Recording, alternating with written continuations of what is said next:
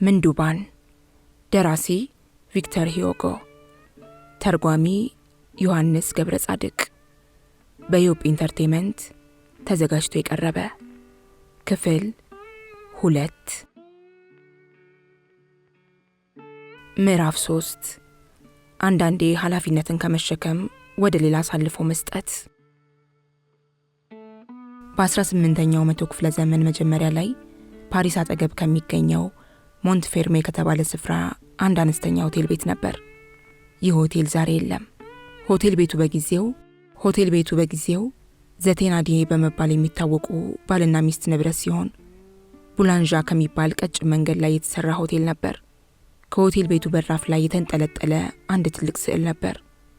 ስዕሉ ላይ ሜዳሊያ የተሰካበትና በደም ተበክሎ የተቦጫጨቀ የጄኔራል ልብስ የለበሰ ሰው የሆነ ሸክም ተሸክሞ ይታያል። ከስዕሉ ባዶ ስፍራ ላይ ጭስ መሳይ ነገር በብዛት ነበረበት። ከምስሉ ስር የወተርሉ ጦር ሜዳ ጀግናው 50 አለቃ የሚል ጽሑፍ ተጽፎበታል። ይህም ጽሑፍ እንደ ሆቴል ቤቱ ስም ይታወቃል። ይህ ስዕል በጥቅሉ የሚያመላክተው የጦር ሜዳን ውሎ ሳይሆን አልቀረም። ከሆቴል ቤቱ በራፍ ጋሪዎች መቆማቸው፣ የተሰባበሩና ደከምከም ያሉ የጋሪ ክፍሎች መንገድ መዝጋታቸው የተለመደ ትርኢት ነበር። ጊዜው የጸደይ ወራት ሲሆን ዓመተ ምሕረቱ 1818 ነው። የጋሪዎችና የተሰባበሩ የጋሪ ዕቃዎች መንገድ ዘግተው መቆምና የዛ ለየት ያለ ስዕል ከዚያ መንጠልጠል በዚያ መንገድ ያለፈ የማንኛውም ሰው ዓይን መሳባቸው የሚያስደንቅ ነገር አልነበረም። አንድ ቀን የሆነ ጋሪ ትላልቅ ግንዴላዎችን ጭኖ ከዚያ ቦታ ለተወሰኑ ቀናት መቆሙን ብዙ ሰዎች ተናግረዋል። ታዲያ ያ ጋሪ ከዚያ ስፍራ ምን ይሰራ ነበር ተብሎ ቢጠየቅ ከዚያ የተገተረውማ መንገድ ለመዝጋትና የትጉ ሰራተኞችን ስራ ለማወክ ነው የሚል መልስ ሊያሰጥ ይችላል። ከዚያ የዕቃ መጫኛ ጋሪ ስር የተንጠለጠለው ወፍራም ሰንሰለት መሬት ሊነካ ምንም ያህል እንዳልቀረው የሚታይ ነበር። አንዲት 2 ዓመት ተመንፈቅ የሆናት ሴት ልጅ ከእርሷ በዕድሜ የምታንሰውንና 1 ዓመት ተኩል ገደማ የሞላትን ሌላ ልጅ ከጭኗ ላይ አሳርፋ ከሰንሰለቱ ላይ ቁጭ ብላለች። ሕፃናቱ ከጅዋጅዌ ላይ የወጡ ያህል ደስ አላቸው። እናታቸውም አቀማመጣቸውን አይታ ልጆቼ መጫወቻ አገኙ በሚል እንደ ማንኛውም እናት እርሷን በመደሰት አተኩራ ተመለከተቻቸው።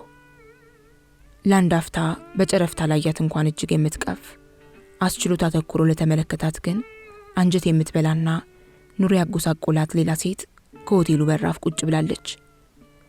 ሰንሰለቱ ላይ የተቀመጡት ልጆች ደስ ብሏቸው ሲጫወቱ ምናልባት የጋሪው ፈረስ ደንብሮ ይጎዳቸው ይሆን እያለች እናት አሁንም እንደ ማንኛውም እናት ማሰቧና መጨነቁ አልቀረም። ያቺ ምስኪን ግን ከመጤፍ ቆጥራት አልነበረም።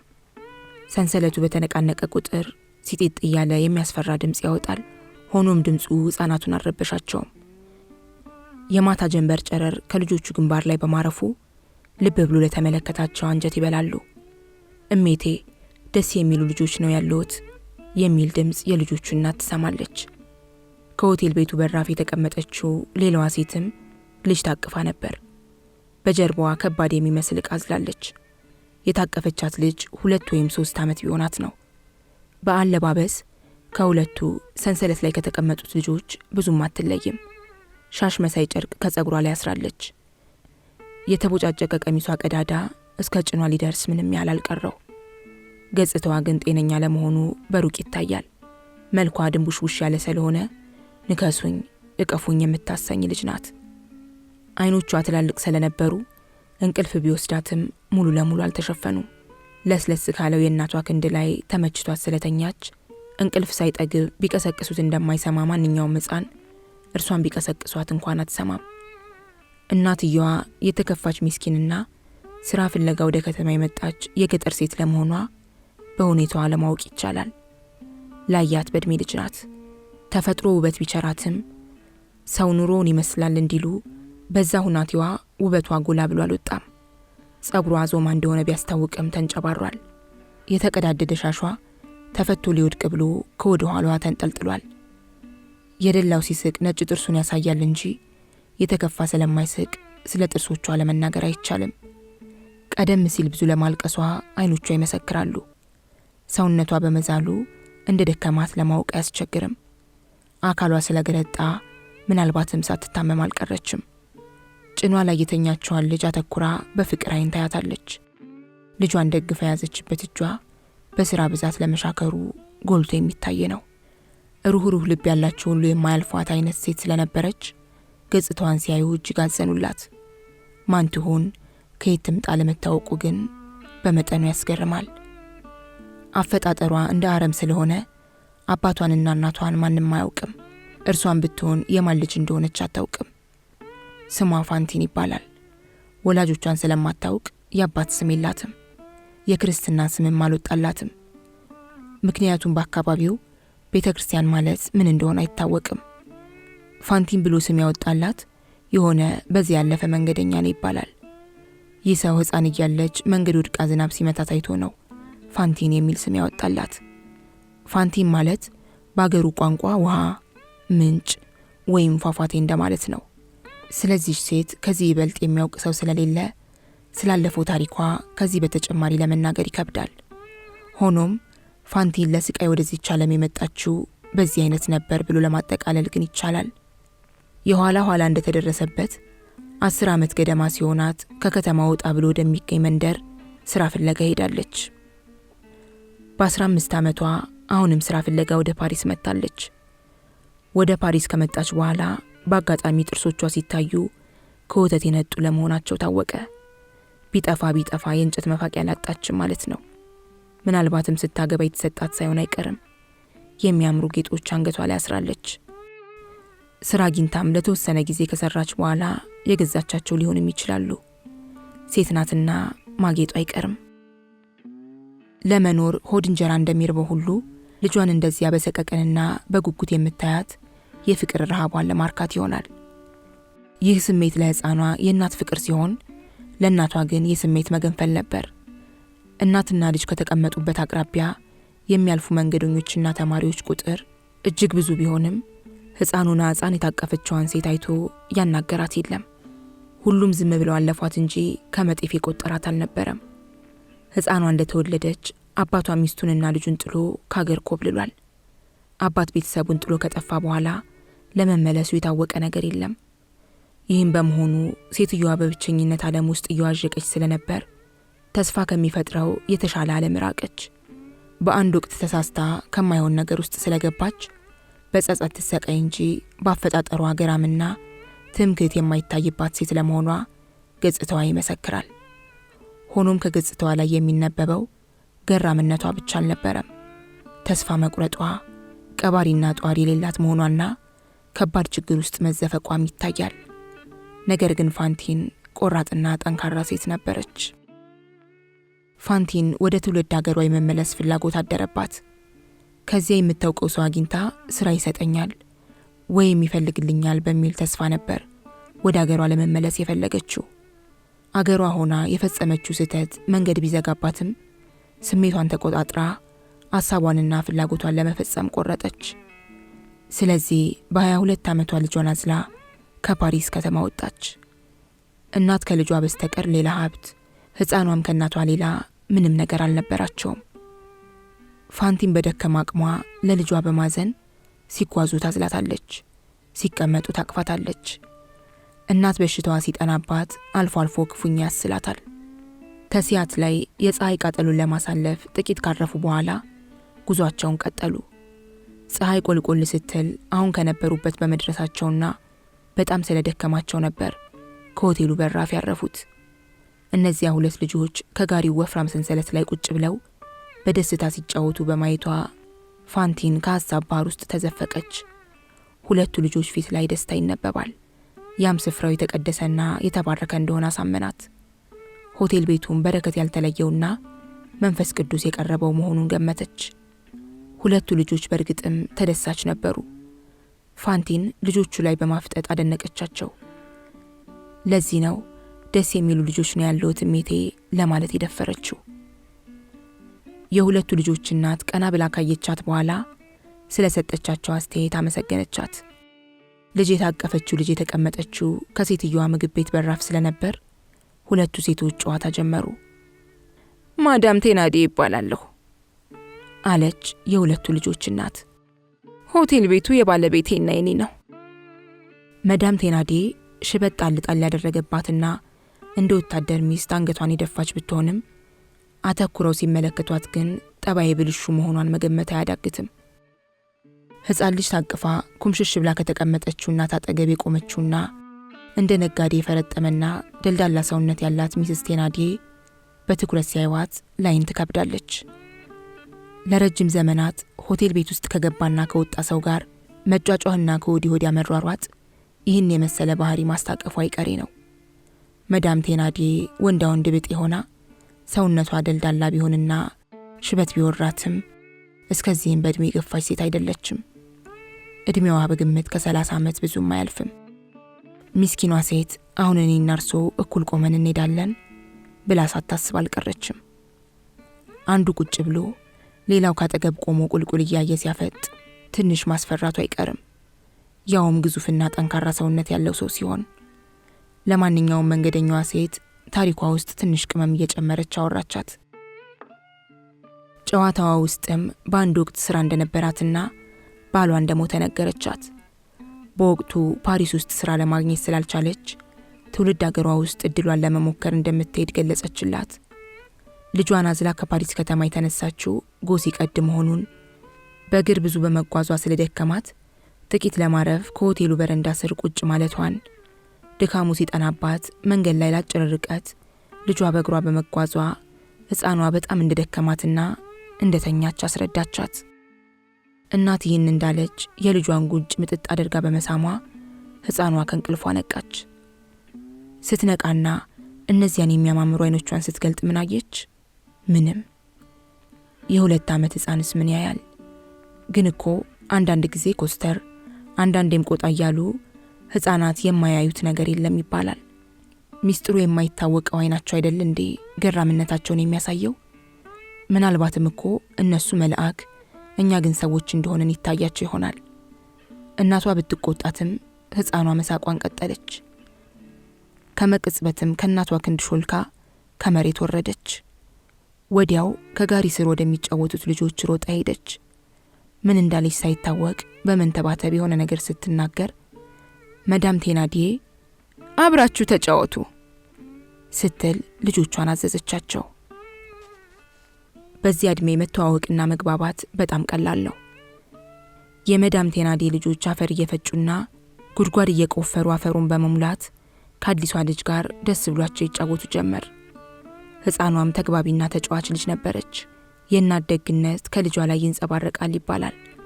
ስለዚህ እርሷም ስንጥር መሳይ ነገር ከመሬት አንስታ ለሞተ ዝንብ መቅበሪያ የሚሆን ጉድጓድ መቆፈር ጀመረች።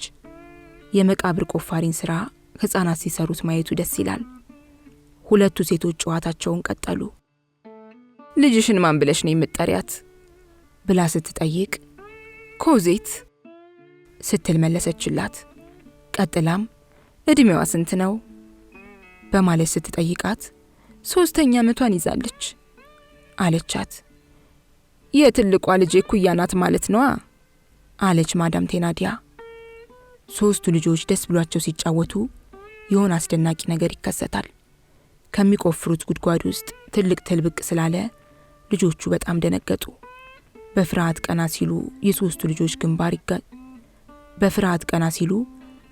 ልጆች ግንባር ይጋጫል። ሆኖም ግንባራቸውን ሳያላቅቁ በመገረምና በአጽንኦት ትሉን ተመለከቱ። እናንተ ልጆች ምን ሆናችሁ ስትል መዳም ቴናዴ ጠየቀች። ከዚያም ወደ ፋንቲን ዞር ብላ ልጆች እኮ ለመተዋወቅና አብሮ ለመጫወት ጊዜ አይወስድባቸውም፣ እያቸው እስቲ 3ቱም ከአንድ እናት ማህፀን ይወጡ አይመስሉም በማለት መዳም ቴናዴ ተናገረች። የሴትየዋ አነጋገር በተጠንቀቅ ላይ የነበረውን የሌላይቱን እናት ሐሳብ መዘርገፍ ምክንያት ሆነ። ፋንቲን የመዳም ቴናዴን እጅ አጥብቃ ያዘች። ልጄን ያሳድጉልኛል በማለት ስትጠይቃት ምን አልሽ አለቻት በትክክል መስማቷን ለማረጋገጥ። ልጄን ያሳድጉልኛል ብላ በድጋሚ ስትጠይቃት ነገሩን ጥቂት ማብላላት አያስፈልግም ብለሽ ነው ስትል መለሰችላት። በወር 6 ፍራንክ ከፍሎታለሁ ብላ ስትናገር ከቤት ውስጥ አንድ የሆነ ጎርነን ያለ ድምጽ ተሰማ። ከ7 ፍራንክ በታች አይሆንም፣ የ6 ወር ሂሳብን በቅድሚያ ነው የሚከፈለው። 6 ጊዜ 7 42 ፍራንክ መሆኑ ነው ሲላት እከፍላለሁ አለች እናት። አንዳንድ ነገሮችን ለማሟላት በተጨማሪ 15 ፍራንክ ያስፈልጋል አለ ሰውየው ቀጠለና በዚህ ጊዜ መዳም ቴናዴ ጣልቃ ገብታ እንግዲህ በድምሩ 57 ፍራንክ መሆኑ ነው ስትላትም እከፍላለሁ አለች ምስኪኗ እናት። አሁን በእጅ ያለው 80 ፍራንክ ብቻ ነው። ቀሪው ገንዘብ እንደምንም ብሎ አገሬ ያስገባኛል። ከዚያ ደግሞ ስራ አላጣም። የሆነ ገንዘብ እንዳፈራው ተመልሼ መጥቼ ልጄን ወስዳታለሁ ስትል የዚያ ሰውዬ ድምጽ ዳግም ተሰማ። ለመሆኑ የሌሊት ልብስ አላት ብሎ ሲጠይቅ ባለቤቴ ነው አለች ሌላኛዋ ሴት። በሚገባ ደግሞም ለርሷ ያልሆንኩ ለማን ልሆን ነው? ባለቤቱ እንደሆኑ እኔም ጠርጥሬያለሁ። እኔው ፈትዬ ያሰራሁላት ወፍራም ልብስ አላት። የሌሊት ብቻ ሳይሆን ከለበሰችው ልብስ ሌላ ቀን የምትለብሰው ሌላም 2 ቀሚስ አላት ብላ ስትመልስ እንግዲያውስ ልብሶቿን ትተሽ ነው የምትሄጂው አለ ሰውየው ጭካኔ በተሞላበት አንደበት። ይዣቸውም አልሄድም አለች ምስኪኗ እናት። ልጄን ራቁቷን ጥያት ብሄድማ ሰው ጉድ ይላል ስትል ሰውየው ከነበረበት ወደ ውጭ ወጣለ። ከዚያም ይሄ ጥሩ ነው አለ እጅግ ዝቅ ባለ ድምጽ። የልጅ ጥሎ መሄድ ስምምነት በዚሁ ተጠናቀቀ። ያን ዕለት የኮዜት እናት ከዚያው አደረች። ገንዘቡን ከፍላ የልጇንም ልብስ ሰጠች።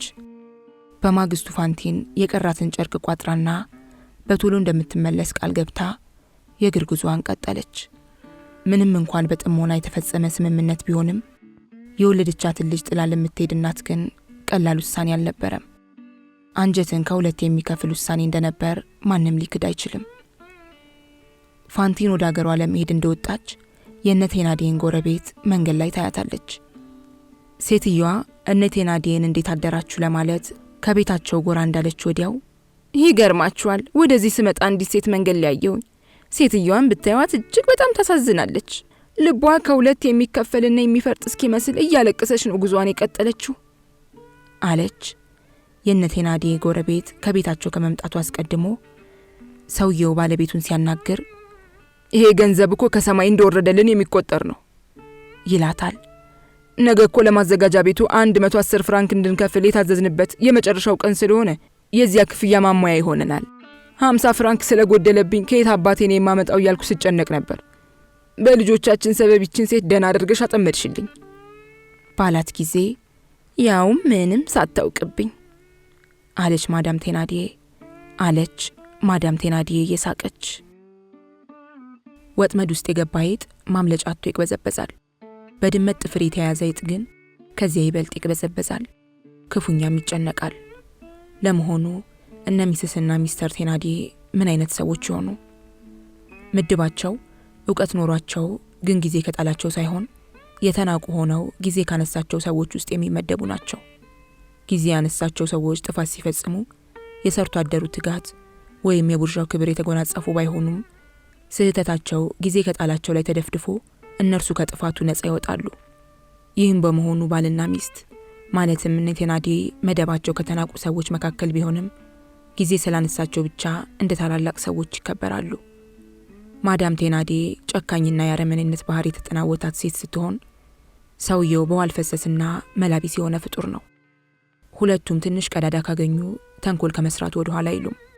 እንደ ትል ከብርሃን ወደ ጨለማ፣ እንደ አባያ በሬ ወደፊት ከመራመድ ወደ ኋላ ማፈግፈግ፣ እንደ ባብ ከቀና አስተሳሰብ ተንኮል ወደ መሸረብ ከሰፊው ጠባብ መንገድ የሚመርጡ አይነት ሰዎች ናቸው። ሆኖም ተንኮልና ምቀኝነት ለኑሮ መሳካት ዋስትና ሊሆን ስለማይችል ሰዎቹ በሆቴል ቤታቸው ብዙም አልተጠቀሙ።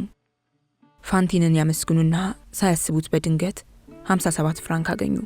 ይህንን ገንዘብ በማግኘታቸው ሆቴል ቤታቸው ከመታሸግ ዳነ። ነገር ግን አሁንም ቢሆን በሚቀጥለው ወር ተጨማሪ ገንዘብ ያስፈልጋቸው ስለነበር ሴትየዋ የኮዜትን ወፍራም የሌሊት ልብስና ቀሚሶች ወደ ገበያ ወስዳ በ60 ፍራንክ ሸጠቻቸው። ያም ገንዘብ ሲያልቅ ኮዜትን ለነፍሳችን ብላ ያስጠጓት እንጂ ጥቅም ያገኙባት መሆኑን ረስተው እጅግ በጣም ጨከኑባት።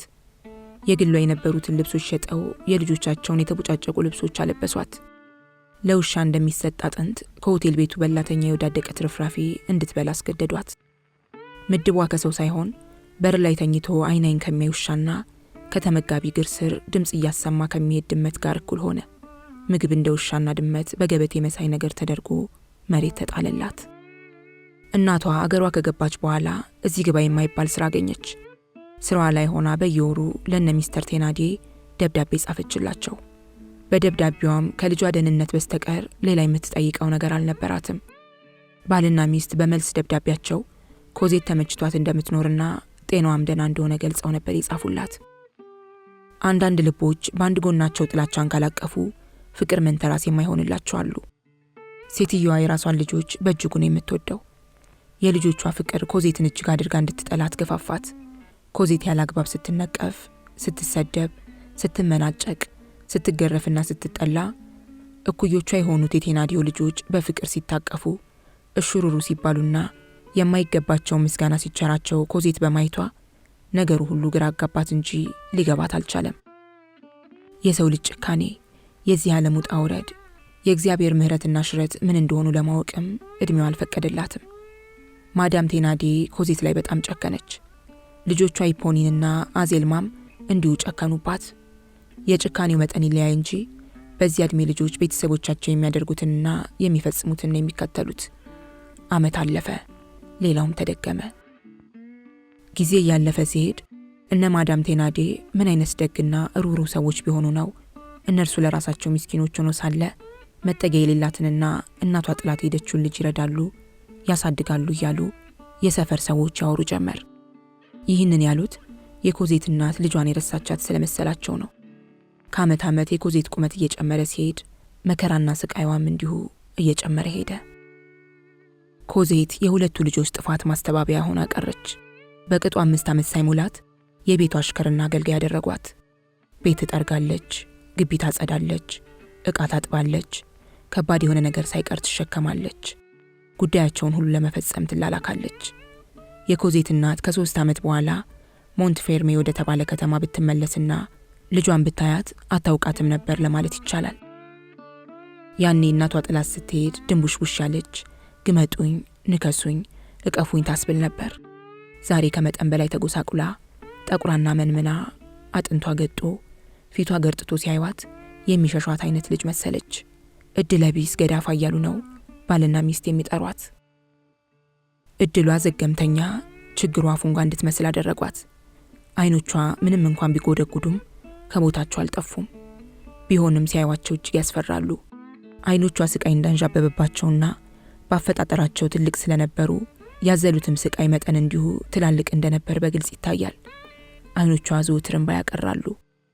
በክረምት ቡትቶ ለብሳ አፈር ላይ ስትተኛና በበጋ ደባደቡ ተሸፋፍናና በጠራራ ፀሐይ ከቁመቷ የሚበልጥ መጥረጊያ ይዛ ደጃፍ ስትጠርግ ማየት ልብ ላለው የሚዘገንን ትርኢት ነበር። ሆኖም ሰዎች እድለቢስና ገዳፋ እያሉ ይጠሯታል። ጠዋት ጠዋት ገና በቅጡ ሳይነጋ መንፈሷ እየፈራና እየተባ መላ ሰውነቷ እየተንቀጠቀጠ ነበር ከመኝቷ የምትነሳው። ከሰፈር የምታመጣው ነገር ካለ ጎረቤቶች ሳይነሱ ትሄድና እስከሚነሱ ትጠብቃለች። ወደ ገበያ ሄዳ የምትገዛው ዕቃ ካለ ገበያተኞች ዕቃቸውን ሳያወጡ እርሷ ቀድማ ትገኛለች። ምዕራፍ 4 ደጉ ሰው። የዚያች ምስኪን ልጅ እናት ምን ሆነች? ሞንትፌርሜ ውስጥ ይኖሩ የነበሩ ሰዎች ልጇን ከርታ የትም ጥላት ጠፋች እያሉ ሲናገሩ ሰምተናል። ለመሆኑ የት ነው ያለችው? ምን እየሰራች ነው? ፋንቲን ልጇን ከነቴናዲዬ ቤት ትታ ከሄደች በኋላ ከትውልድ ሀገሯ በደህና ደርሳለች። ከአሁን በፊት እንደተነገረው ይህ ታሪክ የሆነበት ዘመን በ1818 ዓመተ ምህረት ሲሆን ሴትዮዋ ወደ ትውልድ ሀገሯ የተመለሰችው አገሩን ለቃ በወጣች በ12ኛው ዓመት ነው። ስትመለስ አገሩ ብዙ ተለዋውጦን ያገኘችው። የእርሷ ኑሮና ሕይወት እያሽቆለቆለ ሲሄድ የትውልድ ሀገሯ ከተማ እጅግ እያደገና እየተሻሻለ መሄዱን ነው የተገነዘበችው። በተለይ በመጨረሻዎቹ 2 ዓመታት ከተማው ትልቅ መሻሻል ነበር ያሳየው። ፋብሪካ ተመርተው የሚወጡ ዕቃዎች ዋጋ ቢንርም ቁጥራቸው በርከት ያለ መለስተኛ ፋብሪካዎች ተቋቁመውን ያገኘችው። አንድ ከየት እንደመጣ የማይታወቅ ሩህሩህና ለአካባቢው ሕዝብ ብዙ የሚጨነቅ ሰው በ1815 ዓመተ ምህረት መጨረሻ ገደማ መጥቶ አስደናቂ የሆነ የፈጠራ ሥራ በመስራቱ ንሮ የነበረውን የእቃዎች ዋጋ ዝቅ እንዲል አደረገ። ሰውየው 3 ዓመት ባልሞላ ጊዜ ውስጥ አገር ያወቀው ሀብታም ሆነ። ከእርሱ ፋብሪካ ውስጥ ይሰሩ የነበሩ ሰዎች ደግሞ ጥሩ ደሞዝ ስለሚከፈላቸው እነርሱም ጥሩ ኑሮ ለመኖር ቻሉ። ይህ ሰው ከዚያች ከተማ ሲገባ ከየት እንደመጣ ይታወቅ እንጂ ምንም ገንዘብ ይዞ እንዳልመጣ ሁሉም ያውቃል። ቢሆንም እርሱ በወጠነውና ባፈለቀ የፈጠራ ሐሳብ እርሱ ብቻ ሳይሆን ሀገሩ ሁሉ ከበረበት። ይህ ሰው ከከተማው ሲገባ አለባበሱም ሆነ አነጋገሩ የጭቁን እንደነበር ማንም የሚናገረው ነው። በታህሳስ ወር ላይን ያዝ ሲያደርግ ከከተማው ሲደርስ የለበሰው ልብስ የተቦጫጨቀ፣ እግሩና እጁ በስራ ብዛት የሻከረ ሲሆን በአንድ እጁ ምርኩዝ መሳይ ነገር፣ በሌላኛው እጁ በጨርቅ የተጠቀለለ ዕቃ ይዞ ነበር። በዕለቱ እርሱ ከከተማው ሲገባ በአንድ አካባቢ የእሳት ቃጠሎ ተነስቶ ስለነበር በቀጥታ ቃጠሎ ወደ ተነሳበት ሰፈር ይሄዳል። ልክ እርሱ ሲደርስ 2 ትንንሽ ልጆች በእሳቱ ወላፈን ተከበው ያያል። ይሄኔ በድፍረት እሳት ውስጥ በመግባት ልጁን ያወጣል። እንደ አጋጣሚ ሆኖ ልጆቹ የባለስልጣን ልጆች ነበሩ። በዚያ ግርግር የከተማው ሹሞች የመታወቂያ ወረቀት ሳይጠይቁት ከህዝብ መካከል ገብቶ ተቀላቀለ። ስለፈጸመው በጎ ተግባር ሰው ሁሉ አመሰገነው። በዚህም ሰው ሁሉ አባባ ደጉ ማንደላይን እያለ ጠራው። እድሜው በግምት 50 ዓመት ይሆናል። ሐሳብ ስለሚያጠቃው ዘወትር ትግዝ ከማለቱ በቀር ስለዚህ ሰው በጊዜው ከዚህ ይበልጥ ማውራት አይቻልም። ብቻ እርሱ በፈጠረው ጥበብ ሳቢያ በገፍ ለሚመረቱ ዕቃዎች ምስጋና ይግባውና የብዙ ሰው ሕይወት ተሻሻለ። ከተማዋም የነጋዴዎች መናኸሪያ ሆነች። ዕቃዎቹ ከሀገር ውጭ ወደ ስፓኝ የተላኩ ብዙ ጥቅም አስገኙ። የዕቃዎቹ ጥራት እንግሊዝና ጀርመን ሀገር ከሚመረቱትና ተመሳሳይነት ካላቸው ዕቃዎች የተሻሉ ሆነው በመገኘታቸው ተወዳጅነት አተረፉ። ስለዚህ ገበያው ደራ፣ የሚገኘውም ጥቅም ከፍ አለ። በሁለተኛው ዓመት አባባ ማንደላይን ሌላ ዘመናዊ የሆነ ፋብሪካ ከፈተ። ከፋብሪካው አንደኛው ክፍል ሴቶች ብቻ ተሰማሩበት። ከዚያ ከተማ ውስጥ ስራ ያጣ ሁሉ አገኘ። አባባ ማንደላይን ከመምጣቱ በፊት ብዙ ሰው ስራ ስላልነበረው ከተማይቱ ውስጥ ብዙም እንቅስቃሴ አይታይም ነበር። አሁን ግን ሁሉም በየፊናው የሚፍጨረጨርበት መንገድ ስለተከፈተለት ከተማው ሞቅ ብሎ ሁሉም ነገር ተንቀሳቀሰ። የኢኮኖሚው መንቀሳቀስም የተፈለገው ነገር ሁሉ በስፍራው እንዲገኝ ረዳ። ስራ መፍታትና ችግር ከከተማው ተወገደ። አብዛኛው ነዋሪ መጠነኛ የሆነ ገቢ ስላገኘም ሁሉም እንዳቅሙ በደረጃው ደስ ብሎት መኖር ቻለ። አባባ ማንደላይን ለሁሉም ሰው ስራ ከማስገኘቱም አልፎ ሰራተኛ ሁሉ ታማኝና እውነተኛ ሰው ሆኖ ህይወቱን እንዲመራ አስጠነቀቀ። ተደጋግሞ እንደተጻፈው በዚህ አጋጣሚ አባባ ማንደላይም ሀብት የተትረፈረፈ ሆነ። የሚገርመው ግን ይህ ሰው ለሀብትና ለግል ምቾት ይህን ያህል ደንታም አልነበረው። ከሀብቱ ይልቅ ስለ ሌሎች ሰዎች ደህንነት እጅግ ያስባል፣ ይጨነቃል። ስለ ራሱ ደህንነትና ምቾት ሲል የሚያጠፋው ጊዜ እጅግ ውስን ነበር። በ1920 ዓ.ም ባንክ ውስጥ የነበረው ገንዘብ ወደ 660 ሺህ ፍራንክ ሲሆን በዚያው ዓመት ለከተማው እድገትና ለተቸገሩ ድሆች መርጃ ያወጣው ገንዘብ ደግሞ ወደ 1 ሚሊዮን ፍራንክ የሚጠጋ ነበር። ከተማው ውስጥ የነበረው ሆስፒታል የተሟላ ክፍልና አልጋ ስላልነበረው ለህሙማን የሚሆን 10 ተጨማሪ አልጋዎች እንዲገዙ እጁን ዘረጋ። ከተማው የላይኛውና የታችኛው ተብሎ ከሁለት የተከፈለ ሲሆን እርሱ ይኖርበት የነበረው የታችኛው ክፍል ብዙ የጎደለው ነገር ነበር። በዚህ አካባቢ የነበረው ትምህርት ቤት አንድ ብቻ ሲሆን እርሱም ቢሆን ለመፈራረስ አንድ ሰንበት የቀረው ነበር። ስለዚህ አባባ ማንደላይን የግሉን ገንዘብ ወጪ አድርጎ 2 አዳዲስ ትምህርት ቤቶችን አሰርቶ አንደኛው ትምህርት ቤት ሴቶች፣ ሌላኛውን ወንዶች እንዲማሩበት አደረገ። 4 ተጨማሪ መምህራንም ቀጥሮ መንግስት ከሚከፍለው ደሞዝ እጥፍ አደረገላቸው። ይህን ያየ ጎረቤቱ አባባ ማንደላይን የሰራውን ስራ በማድነቅ ነርስና አስተማሪ እኮ ምርጥ የአገር ገንቢዎች ናቸው አለ ይባላል። በአካባቢው ጧሪና ደጋፊ ለሌላቸው ሰዎች ማደሪያ እንዲሆን ትልቅ ቤትም አሰርቷል። ቀደም ሲል ያቋቋመው ፋብሪካ መሃል ከተማ ውስጥ ስለነበር ከፋብሪካው በሚወጣ ጭስ ምክንያት የሚጎዱትን ሰዎች ለመታደግ አስቦ ተጎጂዎች መድኃኒት በነፃ ለመውሰድ እንዲችሉ በዚያው አካባቢ የመድኃኒት ቤት ከፈተላቸው። ይህ ሰው በ1817 ዓ.ም የሰራው በጎ ተግባር በመላ ፈረንሳይ ስለተሰማ በጊዜ የነበረው ንጉሥ አባባ ማንደላይንን የከተማው ከንቲባ አድርጎ ሊሾመው ነው ተብሎ ተወራ። የተወራው ወሬ አሉባልታ ሆኖ አልቀረም። ከጥቂት ቀናት በኋላ የአባባ ማንደላይን መሾም በጋዜጣ ታትሞ ወጣ። አባባ ማንደላይን ግን ሹመቱን የማይቀበለው መሆኑን አስታወቀ። ደጉ ሰው ከከተማው በገባ በ5ኛው ዓመት ማለትም በ1820 ዓመተ ምህረት ለሕዝብ ጥቅም ብሎ ያሰራው ነገር እጅግ በጣም የገዘፈ በመሆኑ ንጉሡ እንደገና ሲሾሙት አሁንም ሹመቱን አልቀበልም አለ። ግን የከተማው ፖሊስ አዛዥ ሹመቱን ተቀብሎ የንጉሡን ትእዛዝ ማክበር አለበት ሲል አጥብቆ ተናገረ። ከተማው ውስጥ የሚኖሩ ታላላቅ ሰዎችና መኳንንትም ከቤቱ ድረስ እየመጡ ሹመቱን እንዲቀበል ተማጠኑት። የወዛደሮችም ሐሳብ ከዚህ የተለየ አልነበረም። ስለዚህ ሰው ሁሉ ሹመቱን እንዲቀበል ስለተወተው ሹመቱን ተቀብሎ የከተማው ከንቲባ ሆነ።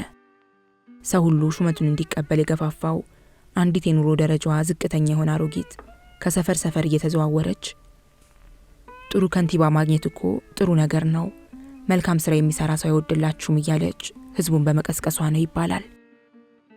የህዝቡ ቁጥር አነስተኛ በሆነበት ከተማ ማንኛውም ወሬ ስለማይደበቅና ያቺ ሴት ያለችው ነገር በአጭር ጊዜ ከከተማው ውስጥ ስለተሰራጨ ነበር ህዝቡ ደጉን ሰውዬ ደገፈው። ቢሆንም ቀን እየገፋ ሲሄድ ምንም እንኳን ቁጥሩ አነስተኛ ቢሆንም ተቃዋሚ አልጠፋም። ይህ መቼም የህይወት እውነታ ነው። በራሳቸው ጥረትና ችሎታም ሆነ በሌሎች የድጋፍ ስልጣን የጨበጡ ሰዎች ተቃዋሚ ያጡ።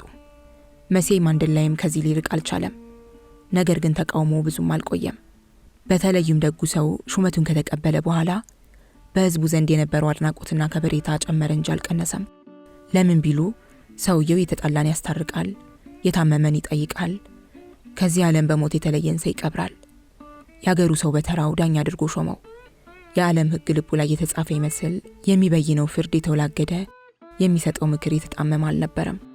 ነገሩ ሁሉ ፊት ለፊት እንጂ ወደ ኋላ አያውቅም። በዚህም የተነሳ ከ6 እና ከ7 ዓመታት በኋላ ስሙ በሚኖርበት ክፍለ ሀገር ብቻ ሳይሆን በመላ ፈረንሳይ እጅግ ገነነ። ነገር ግን አንድ ሰው ብቻ ሊለቀው ስላልቻለ መሴ ማንዴላ የሚሰራውንና የሚያደርገውን ሁሉ አጥብቆ ይከታተላል። መከታተል ብቻ ሳይሆን ክፉኛ ይጠምደዋል። ዘወትርም በቀና መንፈስ ስለማያየው ሁሌም ይጠራጠረዋል። ስሜቱን ብቻ ሳይሆን መላ አካሉ ማንዴላይንን ይጠላል። መሴ ማንዴላይን መንገድ ላይ ባለፈ ቁጥር ሰው ሁሉ በፍቅር አይን ሲያየው ያ ቀጠን ብሎ ከቁመቱ ዘለግ ያለውና የወታደር ልብስ የሚለብሰው ሰው ግን በአይነ ቁራኛ ይጠብቀዋል። ከአይኑ እስከተሰወረ ድረስ አተኩሮ ከመመልከትና መሴ ማንዴላይንን ከማጤን አይቆጠብም። ግንባሩን እየቋጠረ ይህ ሰው ማን ነው? በእርግጥም ካሁን ቀደም አይቼዋለሁ። ታዲያ የት ነው ማውቀው? ወንጀለኛም ይመስለኛል ብሎ የሚናገር ይመስል ካጠገቡ ሰው ሳይኖር ከንፈሩን ያነቃንቃል። ደጉን ሰው ባየ ቁጥር ከሀሳቡ ጋር ግብ ግብ ለመግጠሙና ለመሟገቱ ያስታውቅበታል።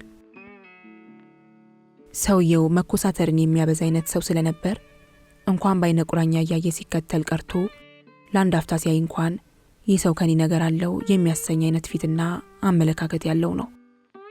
ስለዚህ ሳይወዱ በግድ ጭንቀትን ከልብ ውስጥ በማሳደር የህሊና መረበሽን አንጎል ውስጥ ይቀብራል።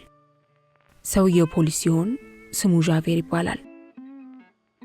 ተራ ፖሊስ ሳይሆን የከተማው ፖሊስ አዛዥም ነው። መሴ ማንዴላይን ወደዚያች ከተማ ሲመጣ ዣቬር ከዚህ አልነበረም። አንዳንድ የፖሊስ መኮንኖች የተለየ መልክ አላቸው። አንዳንዶቹም ከልቅናቸው ጋር የተቆራኘ ክፋት እንዳላቸው ገጽታቸው ላይ ይታያል ይባላል። ዣቬር ይህ አይነቱ ገጽታ ቢኖረውም የዚያን አይነት ክፋት ነበረው ለማለት ግን ያስቸግራል። ዣቬር ከእስር ቤት ቅጥር ግቢ ውስጥ ነው የተወለደው። እናቱ ጠንቋይ ሲሆኑ አባቱ የወህኒ ቤት ሰራተኛ ነበሩ። አባቱ የአካባቢው ህብረተሰብ ቤተሰባቸውን ከማህበራዊ ህይወት ያገላል የሚል እምነት ስለነበራቸው ያምነታቸው ዣቬር ላይ ተስፋ የመቁረጥ ስሜትን አሳድሯል። ዣቬር የሰው ልጅ ከሁለት ከፍሎ አንደኛው ወገን ህብረተሰብን የሚያጠቃ ሲሆን ሌላው ወገን ከዚያ ጥቃት የሚከላከል ነው ብሎ ያምናል። ይህ ሰው በቅንነትና በስነ ስርዓት መጠበቅን በጽኑ ያምናል። ሆኖም ጎሳን ተንተርሶ ሰው መፈረጅ ይጣላል። ዣቬር ፈልጎና አምኖበት ነው የፖሊስ ኃይል አባል የሆነው። በስራውም የተመሰገነ ፖሊስ ስለነበር በ40 ዓመቱ ለከፍተኛ ማዕረግ ታጭቶ የፖሊስ አዛዥ ሆኗል። በወጣትነት ዘመኑ ደቡብ ክፍለ ሀገር ከሚገኙ ወህኒ ቤት ውስጥ እንዲሰራ ይመደባል። አፍንጫው እንዳጠና ቀጥ ያለ ነው። ከግራ ከቀኝ ያለውን ሪዙን በጣም ስላሳደገው ጉንጮቹን ሸፍኖበታል። ድንገት የሳቀ እንደሆነ ስስ ከንፈሮቹ ተገልጠው የሚያሳዩት ጥርሶቹን ብቻ ሳይሆን ድዶቹንም ጭምር ነው። ደግነቱ ዘወትር መኮሳተርን እንጂ ሳቅ የሚሉትን ነገር አያውቅም። ካፍንጫው ግራና ቀኝ የሚገኘው ሰውነቱ በብዛት የተሸበሸበ ስለሆነ ሲቆጣ ነብርን፣ ሲስቅ ደግሞ ያደን ውሻን ያስመስለዋል።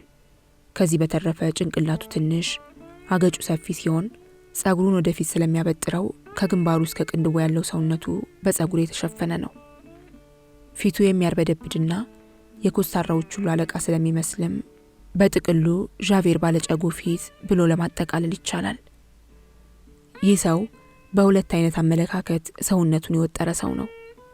በመሰረቱ ሁለቱም አመለካከቶች ከስህተት የጸዱ ቀላል አመለካከቶች ሲሆኑ ዣቬር ግን እጅግ በጣም ስላጋነናቸው እንደ ከባድ ነገር ነበር የሚያቸው። አመለካከቶቹ ባለስልጣንን ማክበርና ሕግ የሚተላለፉትን ማሳደድና መቅጣት ናቸው። በዣቬር አይን ሌብነት፣ ሰው መግደልና የመሳሰሉት ወንጀሎችን መፈጸም ሕግን እንደ መጻረር አድርጎ ነው የሚቆጥራቸው።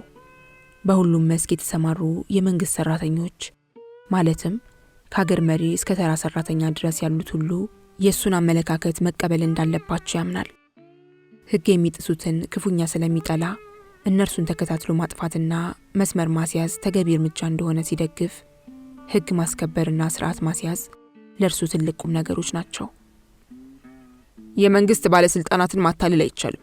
ሕግ አስከባሪ ዳኛም ስህተት አይሰራም። ደግሞም ማምለጫ ቀዳዳ ከሌለው ስህተት ውስጥ ከተዘፈቁ ክፉ ሰዎች በጎ ተግባር አይጠበቅም ይላል ዣቬር።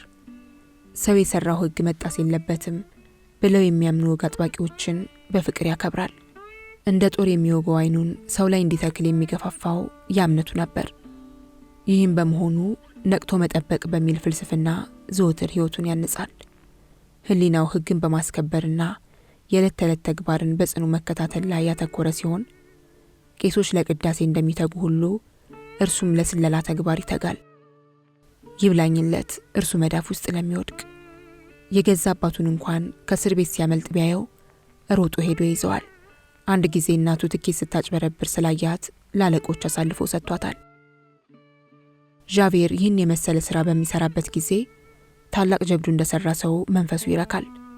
ሕይወቱ በብቸኝነትና በግላዊነት የተሞላ ሲሆን ከዓለማዊ ምኞት የራቀ ነው። የእርሱ ደስታ ወንጀለኞችን ተከታትሎ ማደን እንጂ ዳንኪራ መርገጥና ሙዚቃ መስማት ብዙም አያስደስተውም። ዣቬር ማለት ይህ ሲሆን መሴ ማንዴላይንን ከመጠን በላይ ስለሚጠራጠረው አይኑን ከእርሱ አያነሳም። ሆኖም በሰውየው ላይ የተጨበጠ ማስረጃ ሊያገኝ አልቻለም። ይህ ሰው እንደሚከታተለውና በክፉ አይን እንደሚያየው መሴ ማንዴላይን ያውቃል። ነገር ግን ከምንም አልቆጠረውም። ዣቬርን ብዙም አልቀረበውም፣ ብዙም አልሸሸውም። በየጊዜው ሲያፈጥበት እያየ እንዳላየ ሆኖ አለፈው እንጂ ዣቬር ምን እንደሚፈልግ ለማወቅ ጥያቄ አልጠየቀም። እንዲያውም ከናካቴው ሌሎችን በሚያይበት አይን እያየና ደግነት በተሞላበት አንደበት እያነጋገር አረጋጋው። የመሴ ማንዴላይን ሁናቴ ዣቬርን ግራ ያጋባዋል። ሆኖም በአንድ አጋጣሚ የዣቬር ሁኔታ መሴ ማንዴላይንን እጅግ ያስቆጣል። ጉዳዩ እንዲህ ነበር። አንድ ቀን መሴ ማንዴላይን ከአንዲት መንደር ውስጥ ከወዲያ ወዲህ እያለ ሲንሸራሸር ጩኸት ይሰማል። ፊቱን ሲያዞር ሰዎች ተሰብስበው ሲያይ ወደዚያ ይሄዳል። ቀረብ ሲል ደብተራ ፎርሸማ የሚባሉ ሽማግሌ ዕቃ የጫነ ጋሪ ተጭኗቸውና ከመሬት ወድቀው ይመለከታል። የጋሪውን ፈረስ ወድቆ እግሩ ስለተሰበረና ጋሪው ከነቀው ስለተጫነው እርሱም መነቃነቅ አቅቶት ያቃስታል። ሽማግሌውን የተጫናቸው ዕቃ ከበድ ያለ ስለነበር እርሳቸውም እንዲሁ ያቃስታሉ። ከዚያ የነበሩት ሰዎች ተሰባስበው ሽማግሌውንና ፈረሱን የተጫነውን ዕቃ ለማንሳትና ብድግ ለማድረግ ቢሞክሩም አልተሳካላቸውም። የአንዳንዱ አያያዝ ያላዋቂ ሲሆን የሌላውም የማስመሰል እንጂ ከልብ ስላልነበር ሙከራው ሁሉ አጋቢስ ይሆናል። በመካከሉ ሽማግሌው ትንፋሽ አጥሯቸው ሊሞት ሆነ። አንድ ሰው ከስር ገብቶ ጋሪውን ብድግ ቢያደርገው ጥሩ መፍትሄ እንደሆነ ሁሉም አወቀ። ነገር ግን ሁሉም ለነፍሱ ስለፈራ የሚደፍር ጠፋ። ከጋሪው ላይ ወጥቶ ጭነቱን ለማራገፍ መሞከር ማለት ክብደቱን ጨምሮ ሽማግሌውን ይበልጥ መጉዳት ሆነ። ስለዚህ ሰው ሁሉ እርስ በርስ ተፋጠጠ እንጂ ወደ መፍትሄ የሚሄድ አልተገኘም። ዣቬር ጩኸቱን ሰምቶ ስለመጣ በአስቸኳይ የዕቃ ማንሻ መሳሪያ እንዲመጣ ሰው ይልካል። ይህን ጊዜ ነበር መሴ ማንዴላይን ከስፍራ የደረሰው። የተሰበሰበው ሕዝብ መንገዱን ለቀቀለት። ሽማግሌው እባካችሁ እርዱኝ ሲሉ ጮኹ። የማን ነው ሳምራዊ እኚህን ሽማግሌ የሚያድን ሲል መሴ ማንዴላይን ጠይቆ ዞር ዞር ብሎ አይኑን አማተረ። አሁንም መፋጠጥ ብቻ ሆነ። መሴ ማንዴላይን የዕቃ ማንሻ መሳሪያ ያለው የለም ብሎ ሲጠይቅ ሰዎች ሊያመጡ ሄደዋል አለ አንድ ሰው። ቶሎ ይደርሳሉ ብሎ ሲጠይቅም ፍሎፖ ከተባለ ስፍራ ወደሚገኝ አንጥረኛ ነው የሄዱት። ያ ደግሞ ቢያንስ 1 ሩብ ሰዓት ያህል ይወስዳል ተብሎ ሲመለስለት ሩብ ሰዓት ሲል ጮኸ። ሌሊቱን በሙሉ ሲዘንብ ስላደረ አካባቢው ሁሉ ጨቂቷል። ፈረሱ ተንሸራቶ የወደቀበትም ስፍራ ማጥ ስለነበር የጋሪው እግሮች በአንድ በኩል ከጭቃው ውስጥ ወደ ውስጥ ሰምጠዋል። ሁኔታው ስለነበር በ5 ደቂቃ ውስጥ የሽማግሌው ወገብ የሚቀነጠስ መሰለ። ሩብ ሰዓት መቆየት አንችልም አላቸው መሴ ማንዴላይን ከዚያ የተሰበሰበውን ሰው ያየ። ይህን ጊዜ ሌላ ምርጫ የለንም የሚል ድምጽ ከህዝቡ መካከል ካንዱ ሲሰማ ከሩብ ሰዓት በኋላ ዋጋ የለውም፣ ጋሪው እየሰመጠ መሆኑ አይታያችሁም እንዴ ሲል በቁጣ ተናገረ ደጉ ሰው። ምንም ማድረግ አይቻልም ሲባል ስሙ አለ መሴ ማንዴላይን። ከስር በቶሎ ለመግባት ከወሰንን ከእቃው መጫኛ ስር ሰው ሊያስገባ የሚችል በቂ ቦታ አለ። ከዘገየን ግን ይህንን ለማድረግ አይቻልም። አሁኑኑ የተወሰኑ ሰዎች ከጋሪው ስር ተንፏቀው ከገቡ ጋሪውን በጀርባቸው ተሸክመው ብድግ ሊያደርጉት ይችላሉ። ይህንን ካደረግን ሽማግሌው በግማሽ ደቂቃ ውስጥ ወደ ውጭ ይወጣሉ። አለበለዚያ መሞታቸው ነው።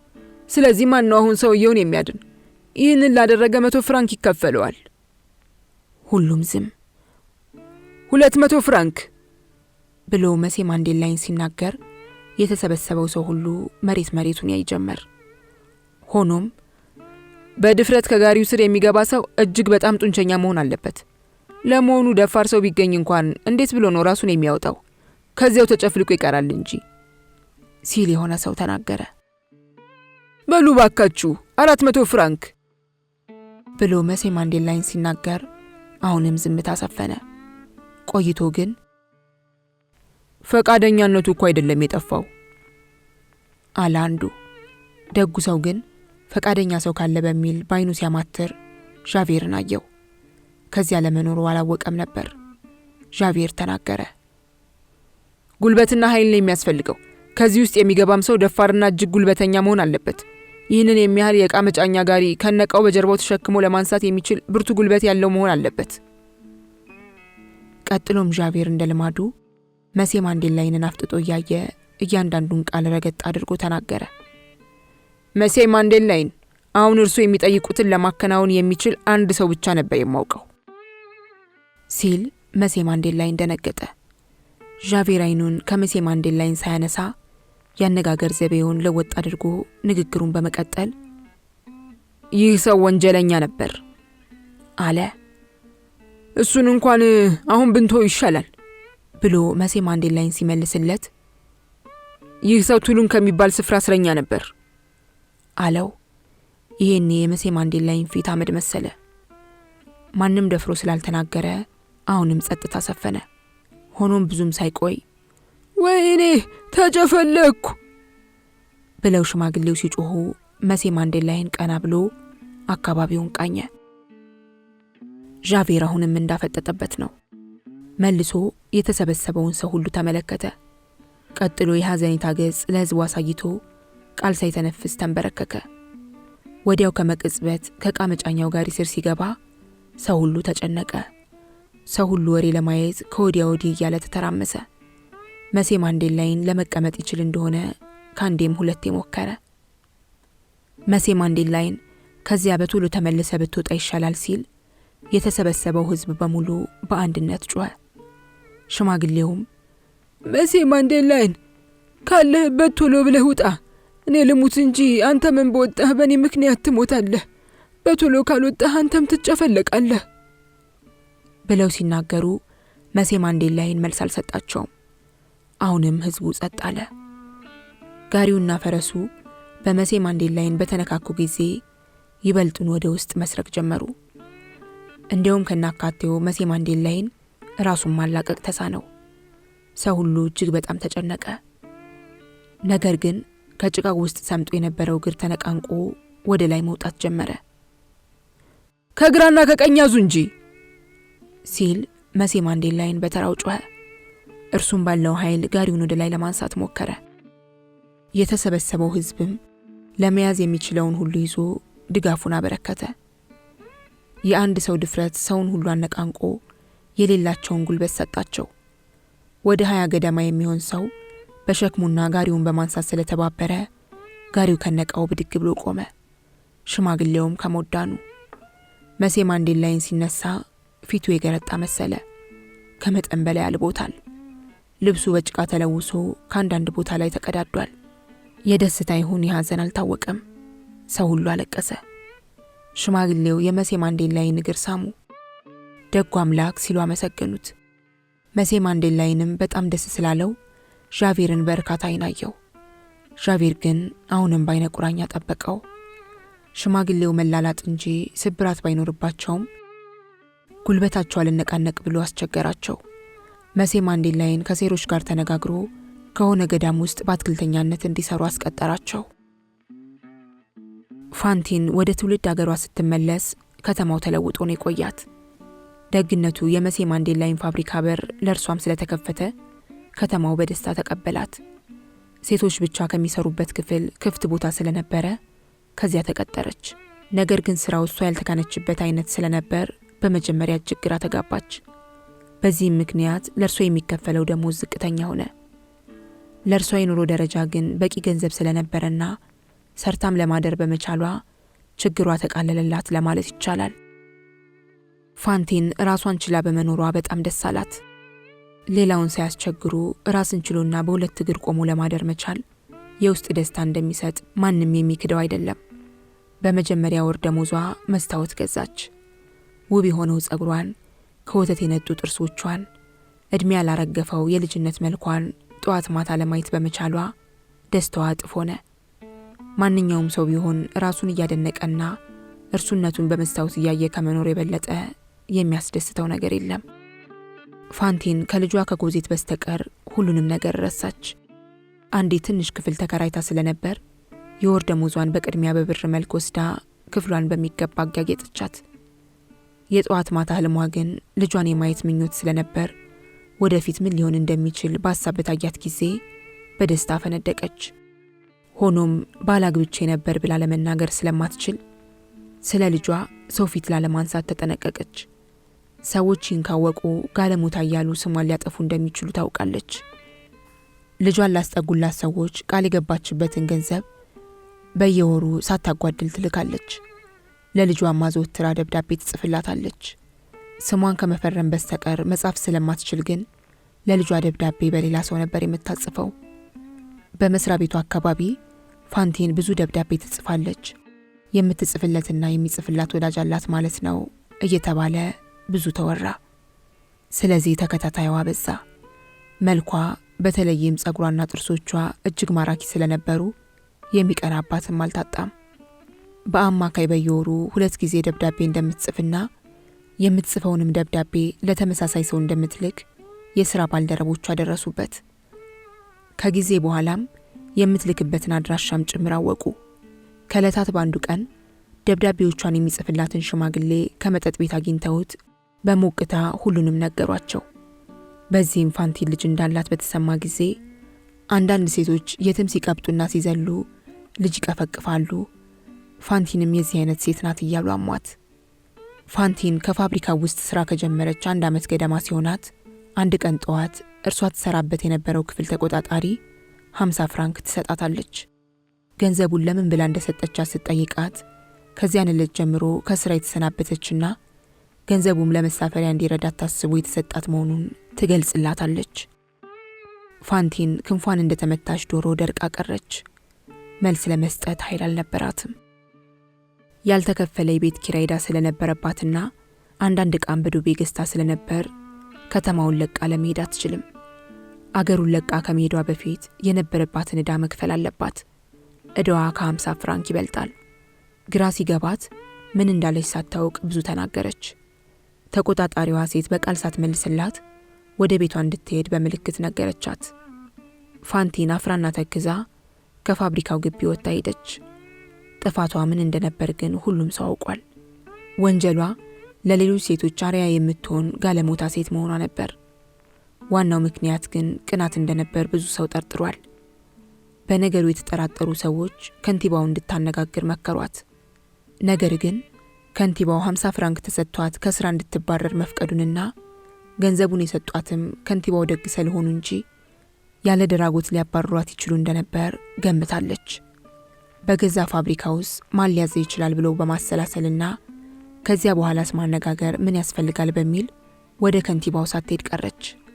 ሆኖም ከንቲባው ስለ ፋንቲን ከስራ መባረር የሚያውቀው ነገር አልነበረም። ብዙ ጊዜ አስተዋይ አስተዳዳሪዎች ስልጣንን በውክልና ለሚመለከታቸው ማስተላለፍ እንደ ግዴታ ይቆጥሩታል።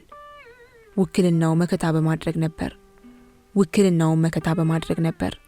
ተቆጣጣሪዋ ራሷን ከሳሽ ዳኛና ፍርድ አስፈጻሚ በማድረግ በፋንቲን ላይ የፈረደችውና ከስራም ያባረረቻት። ፋንቲን በነበረችበት አካባቢ በግርድና ተቀጥራ ለመስራት ፈልጋ ከቤት ቤት እየዞረች ስራ ፈለገች። ማንም ሊቀጥራት አልፈለገም። የቤት ዕቃዎቿን የገዛችው ውራጅ ከሚሸጥ ባለሱቅ ስለነበር እዳሽን ሳትከፊ ከሀገር ብትጠፊ ለፖሊስ ነግሬ ካለሽበት አስይዝሻለሁ ሲል ዛተባት። ቤት አከራይዋ ግን ወጣት ነሽ፣ ከዚህም በላይ ቆንጆ ስለሆንሽ ያለብሽን የቤት ኪራይ ዕዳ መክፈል አያቅትሽም ስትል አበረታታቻት። ከተቀበለችው 50 ፍራንክ ግማሹን ለወራጅ ዕቃ ሻጭ፣ ከፊሉን ቤት ላከራየቻት ሴት ከፈለች።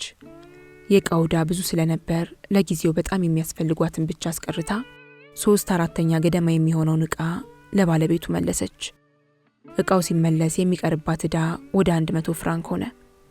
ጎረቤቷ የነበሩ ወታደሮች ልብስ ያሳጥቧት ስለነበር ከዚያ የምታገኘው ገቢ ቆሞ ለመሄድ የሚያስችል ስንቅ መግዣ አደረገችው። በየወሩ ለልጇ ትልክ የነበረውን ገንዘብ ለመላክ ግን አልቻለችም። ወደ ትውልድ አገሯ በተመለሰችበት ዕለት ማደሪያ የሰጠቻት አሮጊት ተቸግሮ መኖር እንዴት እንደሚቻል ትምህርትና ምክር ስለሰጠቻት ለአሁኑ ኑሮዋ የጨለማ መብራት ሆነላት። በመጠኑ አሽቶና ትንሽ ገቢ አብቃቅቶ መኖር መቻል የችግር 2 ገጽታዎች እንደሆኑ አስረድታት ነበር። የመጀመሪያው ገጽታ ስውር ሲሆን ሁለተኛውም እንደ ጨለማ ድብቅ ነው ብላ ነበር የነገረቻት። ስለዚህ ፋንቲን በጨለማ ያለ መብራት መኖር በቀላሉ ለመደችው። የምትቀምሰውን ራት ከጎረቤት መስኮት በሚመጣ የብርሃኑ ጋገን እየተጠቀመች ነበር የምትጎርሰው። የምትቀምሰው ራት ከሌላትም ላይን ያዝ ሲያደርግ ጥቅልል ብላ ትተኛለች። ምክር የለገሰቻት አሮጊት ሩህሩህ ሴት ስትሆን ስሟ ማርጋሬት ይባላል። ይቺ ሴት ድሃ ብትሆንም ለተቸገረ አዛኝ፣ ቤተ ክርስቲያን የምታዘወትር ጽኑ አማኝ፣ ምጽዋት መስጠት የሚያስደስታትና ስሟን ከመፈረም በስተቀር ማንበብና መጻፍ የማትችል ሴት ናት። እንዲህ ያለው ደግነትና ጽኑነት የኑሮ ደረጃቸው ዝቅ ካለ ሰዎች መካከል በገፍ ስለሚገኝ ነገሩ እጅግ ያስገርማል። እነዚህ ሰዎች አንዴ ሲከፋቸው አንዴም ሲደሰቱ ነው የሚኖሩት። ሰዎቹ በነገ በጣም ያምናሉ። ፋንቲን በመጀመሪያ እጅግ በጣም አፍራ ለተወሰኑ ቀናት ከክፍሏ ሳትወጣ ከቤቷ ውስጥ ቁጭ አለች። ከቤቷ ከወጣች ሰዎች ከኋላዋ እየተከተሉ ጣት በመቀሰር የሚሳለቁባት መሰላት። እውነትም ከቤቷ በወጣች ቁጥር ሰው ሁሉ በማፍጠጥ ያያታል እንጂ የእግዚአብሔር ሰላምታ አይሰጣትም። ስለዚህ መንገደኛው ሁሉ በክፉ ዓይን ሲያያት መጥፎ ስሜት አደረባት። ይህም ስሜቷ እንደ ጥቅምት ብርድ አካሏን በስቶና አጥንቷን ሰርስሮ ክፉኛ አስጨነቃት። ፋንቲን ባዶ እጇን የቀረች ድሃ በመሆኗ ሌሎች እንዲያከብሯትና እንዲወዷት መጠበቅ አልነበረባትም። ድሃ ማን ነው የሚወደው? ፋንቲን ይህን የመሰለ የህይወት እውነት አልተገነዘበችም። ከቀን በኋላ ግን ያው ህይወት ስላስተማራት በነገሩ ደረሰችበት። ከ3 ወር በኋላ ምን ተፍረቷን ከህሊናዋ ስላልወጣች ያለ ማፈር ወደ አደባባይ ተወጣ ጀመር። ለኔ እንደሆነ ሁሉም ያው ነው ትላለች እርስ በራሷ ስትነጋገር። ፋንቲን እንዳልተሟላለት ገበሬ ብዙ ትለፈልፋለች። የምታገኘው መልስ ግን እጅግ አነስተኛ ነው። ብዙ ሳትበላ ብዙ በመለፍለፏና አካሏ ዝሎ ለበሽታ በመዳረጉ ሳሊዟ አጣደፋት። አንዳንዴ ጎረቤቷ ማርጋሬትን እየጠራች ሰውነቴ እንዴት ብሎ እንደጋለ ውስቲ እያለች ታሰለቻታለች። ቢሆንም ጧት ዞማ ጸጉሯን በሰባራ ማበጠሪያ ስታበጥረውና ደረጃ እያበጀች ስታየው ስለሚያረካት ትደሰትበታለች። ስለምትደሰትበትና ስለሚያረካትም አሳጥራት ቆርጠውም ክረምት ሊገባደድ ሲል ነበር ፋንቲን ከስራ የተባረረችው። አሁን ግን የበጋ ወራት ተገባዶ ዳግም ክረምት ሊገባ ተቃርቧል። ክረምት ሲገባ ደግሞ ሁሉም ነገር ጭልምልም ይላል። ብርዱም አጥንት ይሰረስራል። የሰው ልብም እንደ ብርዱ ይቀዘቅዛል። ይህ ሁሉ ታዲያ ለፋንቲን ቀላል አልነበረም። ከዚህ ሌላ በእንቅርት ላይ ጆሮ ደግፍ እንዲሉ ባለሀብቶችም ያለብሽን ዕዳ ክፈይ እንጂ እያሉ ጨቀጨቋት። ፋንቲን ብዙ ብትለፋም የምታገኘው ገንዘብ መጠነኛ ስለነበር ዕዳዋ እየጨመረ ሄደ እንጂ አልቀነሰም። ልጇን ያስጠጉላት ሰዎች ለረጅም ጊዜ ስላልከፈለቻቸው ደብዳቤ እየደጋገሙ ይጽፉላታል። ደብዳቤያቸው ውስጥ የሚጠቀሙባቸው ቃላት ልብን የሚያቆስሉና አጥንትን የሚሰብሩ ነበሩ። በአንድ በተወሰነ ቀን የደረሳት ደብዳቤ እጅግ አስከፊ ሆኖ አገኘችው። ኮዜት ልብሶቹ አልቀው ራቁቷን የምትሄደው ለማለት ይቻላል። መጪው ክረምት ስለሆነ ቢያንስ 10 ፍራንክ በአስቸኳይ ላኪና የሚሞቅ ልብስ ይገዛላት። ደብዳቤውን አንብባ እንደጨረሰች ወረቀቱን ጨምድዳና በመዳፏ ጨብጣ ቀኑን በሙሉ ያዘችው። ወደ ማታ ጸጉር ቤት ሄዳ በምናምን ተጠቅልሎ የነበረውን ጸጉሯን ወደ ታች ስትለቀው ተንጀርጎ ከኋላዋ ተንጠለጠለ። እንዴት ያለ የሚያምር ጸጉር ነው ያለሽ ብሎ ጸጉር ሰሪው ሲጠይቃት ቆርጠ ብትወስደው ምን ያህል ትከፍለኛለህ አለችው። 10 ፍራንክ ሲላት ቁረጠው ስትል ተናገረች አንጀት በሚበላ ድምፅ። በገንዘቡ ወፈር ያለ ቀሚስ ገዝታ ለልጇ ላከችላት። ባልና ሚስት በጣም ተናደዱ። እነርሱ ጥሬ ገንዘቡን ነበር የፈለጉት። ቀሚሱን ለራሳቸው ልጅ ለኢፖኒን ሰጧት። ምስኪኗ ኮዜት የክረምቱን ብርድ የተቦጫጨቀ ጨርቅ ለብሳ ሳለፈች። እናት ግን አሁን ልጄ ትንሽ ይሞቃታል፣ የሚያምረው ጸጉሬን ሸጫ ለበስኳት ስትል አሰላሰለች። የተቆረጠው ጸጉሯ እንዳይታይ በጨርቅ ሸፈነችው። ደግነቱ ያም ሆኖ አላስጠላባትም። ልቧ ውስጥ ግን የሆነ መጥፎ ስሜት ማሳደሩ አልቀረም። አላፊ አግዳሚ ሁሉ ስለጠላት ሰውን ሁሉ እንደ ጠላት ታይ ጀመር። ለመሴ ማንዴላይን ግን የተለየ ስሜት ነበራት። ሆኖም እርሱም ቢሆን ከስራ ያባረራትና ኑሯን ያበላሸባት ሰው ስለሆነ ለእርሱም የነበራት አክብሮትና የተለየ ስሜት ከጊዜ በኋላ ሟሸሸ። ሰራተኛ ከስራ ሲወጣ በአጋጣሚ በፋብሪካው አካባቢ ካለፈች ያበደች ለማስመሰል ትስቃለች፣ ጮክ እያለች ትዘፍናለች። በዚህ ጊዜ ፋብሪካው ውስጥ ትሰራ የነበረች አንዲት ሴት የዚች ልጅ መጨረሻ አያምርም ስትል ተነበየች። ፋንቲን በልጅነት አፍላ ዘመኗ የሆነ ወሮ በላ ወደድኩሽ ብሎ ሲቀርባት ልቧ ውስጥ ፍቅር ባይኖርም ለጊዜ ማሳለፊያ በሚል ለተወሰነ ጊዜ አብራው ዘለለች። ይህ ሰው የማይረባ ዱርዬ ስለነበር በየቀኑ ማታ ማታ ይደበድባታል፣ ይረግጣታል፣ የማያደርጋት ነገር የለም። በመጨረሻ ልጅ አስታቅፏት ካገር ጠፋ። ጥሏት በመጥፋቱ በጣም ጠላችው። ልጇን ግን እንደ አምላክ አመለከቻት፣ ከልብም ወደደቻት። ችግር እየጠናባትና ብቸኝነት እየተቆራኛት በሄደ ቁጥር የልጇ ፍቅር ግለት ይበረታል። ሰው ሁሉ ሲሸሻት በዓለም ላይ የቀረቻትና የኔናት የምትላት ኮዜት ብቻ መሆኗ ሲታወሳት ሀብታም ሰውንና ሲያልፍልኝ ኮዜትዬ ከጎኔ ትሆናለች፣ አብረንም እንኖራለን በማለት ራሷን ታጽናናለች። ሐሳቧ በሐሳብ ሲታያት የተኮሳተረው ፊቷ ይፈካል። ሆኖም በሽታዋ እየጠናባት ስለሄደ ማታ ማታ ከመጠን በላይ ትስላለች። አንድ ቀን በጠዋቱ እነ ሚርና ሚስስ ቴናዲ የጻፉላት ደብዳቤ ደረሳት። ደብዳቤው መርዶ ይዞ ነበር የመጣው። ሰፈራችን ተስቦ ገብቷል። ኮዜትን በጠና ታማለች። የመድኃኒት ዋጋ ደግሞ ንሯል፣ እየገደለን ነው። ካሁን በኋላ ለመድኃኒት መግዣ የሚሆን ገንዘብ የለንም። በአንድ ሳምንት ጊዜ ውስጥ 40 ፍራንክ ካላክሽልን ኮዜት መሞቷ ነው። ፋንቲን ደብዳቤውን ካነበበች በኋላ ከት ብላ ሳቀች። ወደ ጎረቤቷ ሄዳም የምጸትና የቁጭት ንግግር ተናገረች። ይገርማል፣ በጣም ጥሩ ሰዎች ናቸው አይደሉም? 40 ፍራንክ ያስቡት እስቲ። የቱጃር አጠያይቅ አይደል? ገንዘብ ከየት የሚመጣ ይመስላችኋል? ደደብ የቀንጅቦች አይደሉም? ወደ መስኮት ተጠግታ ደብዳቤውን እንደገና ነበበችው። ከአጭር ጊዜ ቆይታ በኋላ ወደ ምድር ቤት ወረደች። ከጎረቤቷ ቤት ወጥታ መንገዱን ተያያዘችው። ሮጠች፣ ዘለለች። ከትከት ብላም ሳቀች። እንደ ማበድም አደረጋት። አካል ሲቃወስ ወይም ችግር ሲበዛ አይደል እብደት የሚከተለው? ከአደባባይ ስትደርስ ብዙ ሰው ተሰብስቦ አየች። ሰው የተሰበሰበው ከአንድ ጋሪ ዙሪያ ሲሆን ቀይ ልብስ የለበሰ ሰው ከጋሪው ላይ ወጥቶ ይለፈልፋል። የጥርስ ሐኪም ነበር። የሐኪሙ የዕለት ተዕለት ተግባር ከአገር አገር እየዞረ ጥርስ ማከም ሲሆን አሁንም ጥርሱን ያመመው ካለ እያጠያየቀ ነበር። ፋንቲን ከህዝቡ ጋር ተቀላቀለች። ወዲያው ብዙም ሳትቆይ ሳቋን ለቀቀችው። ሐኪሙ ጥርስ እያወለቀ ነበርና ስራውን ቆም አድርጎ ቀና ሲል ፋንቲንን አያት። አንቺ እንዴት ያሉ የሚያማምሩ ጥርሶች ናቸው ያሉሽ ሲል ሐኪሙ ጮክ ብሎ ተናገረ። ከወተት የነጡ ናቸው እኮ። እነዚያን የሚያማምሩ 2 የፊት ጥርሶችሽን ብትሰጪኝ 40 ፍራንክ ከፍልሻለሁ ባላት ጊዜ ምንድን የሚለው የፊት ጥርሶችሽን ያለው ስትል ፋንቲን ጠየቀች። 2 የፊት ጥርሶችሽ አለ ሐኪሙ። የላይኞቹን ማለቴ ነው።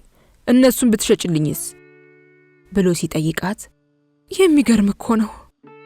ጥርሳቸው የወለቀ አሮጊት አይደረግም፣ ለጥርስ ነው 40 ፍራንክ ከፍላለህ ያለው ሲሉ ጠየቁ በመገረም። ልጅቷ እድለኛ ናት። የሐኪሙን ቀጣይ ንግግር ላለመስማት ፋንቲን እየሮጠች ሄደች። ሐኪሙ ግን ድምጹን ከፍ አድርጎ ተናገረ። ብዙ ገንዘብ ነው የሰጠውሽ። ገንዘቡ ይጠቅምሻል። ሐሳብሽን ከለወጥሽ ወደ ማታ ቲላክ ሆቴል ብቅ በይ፣ ከዚያ ታገኝኛለሽ። ፋንቲን ወደ ቤቷ ተመለሰች። እየሮጠች ነበርና ሄደችው ትንፋሽ አጥሯታል። የሆነውን ለወዳጇ ለማርጋሬት ስትነግራት ምን ልስጥሽ ነው ያለው ብላ ጠየቀቻት። 40 ፍራንክ አለቻት። 40 ፍራንክ ነው ያልሽው በማለት ዳግም ስትጠይቃት አዎ 40 ስትል መለሰች። ፋንቲን ይህንኑ እያሰላሰለች ወደ ስራዋ ሄደች። ከሩብ ሰዓት በኋላ ስራዋን አቁማ ደብዳቤውን ለማንበብ መስኮት ወዳለበት ተጠጋች። ደብዳቤውን አንብባ እንደጨረሰች ወደ ወዳጇ ዞር ብላ ስለ ተስቦ በሽታ የምታውቂው ነገር አለ ስትል ጠየቀቻት። ያው በሽታ ነው በማለት መለሰችላት። ልጆችን ይተናኮላል ብላ ስትጠይቅም በተለይ ልጆችን በጣም ይጎዳል አለቻት። ከዚያም አያይዛ ሊገላቸው ይችላል ብላ ስትጠይቅ ብዙ ጊዜ አለች ጓደኛዋ። ፋንቲን ደብዳቤውን እንደገና ለማንበብ ወደ መስኮት ጠጋለች። ወደ ማታ በጊዜ ከቤቷ ወጥታ ሐኪሙ ወደ ነገራት ሆቴል አመራች። በሚቀጥለው ቀን ጠዋት ገና ጎህ ሳይቀድ ወይዘሮ ማርጋሬት ወደ ፋንቲን ክፍል ሄደች።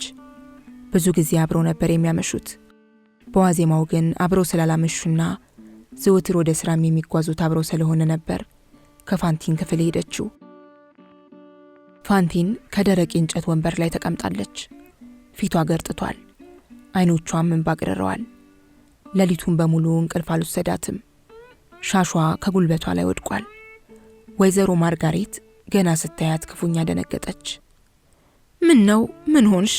ሌሊቱን በሙሉ ሳተኝ ነው እንዲያደርሽው ብላ ጠይቃ ፋንቲንን ከግር እስከ ራስ ጸጉር አጤነቻት። ፋንቲን ፊቷን ቀና አደረገች። በአንድ ቀን ከእድሜዋ 10 ዓመት የጨመረች መሰለች። ምንም አልሆንኩም አለች ፋንቲን። እንዲያውም ደስ ነው ያለኝ። አሁን ልጄ ላትሞት ነው። መንፈሴ ሁሉ የረካን መሰለኝ። ይህን እንዳለች ከጥርሷ ሽያጭ እጇ የገባውን ገንዘብ ላሮጊቷ አሳየቻት። የስላሴ ያለህ ስትል ጮኸች ወይዘሮ ማርጋሬት። ይህ ሁሉ ገንዘብ ከየት መጣ? ከሰማይ ነው የወረደው ወይስ ከምድር ፈለቀ? ከየትም ይሁን የት ገንዘቡን አግኝቼዋለሁ አለች ፋንቲን ፈገግ ብላና የኩራት ስሜት እየተሰማት። ሆኖም ፈገግታዋ ዓይንን የሚያሸሽ እንጂ የሚስብ አልነበረም። ከንፈሮቿ በደረቀ ደም ተበክለዋል። ወላቋም ጉሉ ሆኖ ይታያል። 2 የፊት ጥርሶቿ ተነቅለዋል። ጥርሶቿ የወጡበት ቀዳዳም በቅጡ አልተደፈነም። 40 ፍራንክ ለልጇ አሳዳጊዎች ላከችው። ሚርና ሚስስ ቴናዴ ገንዘብ ለማግኘት የፈጠሩት ዘዴ ነበር እንጂ ባገሩ ተስቦም አልገባ፣ ኮዜትም አልታመመችም። ፋንቲን ፊቷን ታይበት የነበረውን መስታወት በመስኮት ወደ ውጭ ወረወረችው። ባለዳዎቿ እጅግ እየጨከኑባት ሄዱ። ያገለገሉ ዕቃዎችን የሚሸጡ ሰውዬ ባገኟት ቁጥር አንቺ ድለቢስ ገንዘቤን አትከፊም እያሉ ይሰድቧታል፣ ይጨቀጭቋታል። ምን አድርጊ ነው የሚሏት? ፋንቲን እንደሆነ እንኳን ዕዳዋን ልትከፍል ለሆዷም ስላልሞላላት ብዙውን ጊዜ ጦሟን ስለምታድር ከሰውነት ወጥታለች። ልጇን የሚያሳድጉላት ባልና ሚስት ሌላ ደብዳቤ ጻፉላት። ኮዜት ከበሽታዋ ድና በማገገም ላይ ነች። ነገር ግን እስከ ዛሬ የተጠራቀመውን 100 ፍራንክ አሁኑኑ ካላክሽልን ከቤት አስወጥተን መንገድ ላይ እንጥላታለን። 100 ፍራንክ?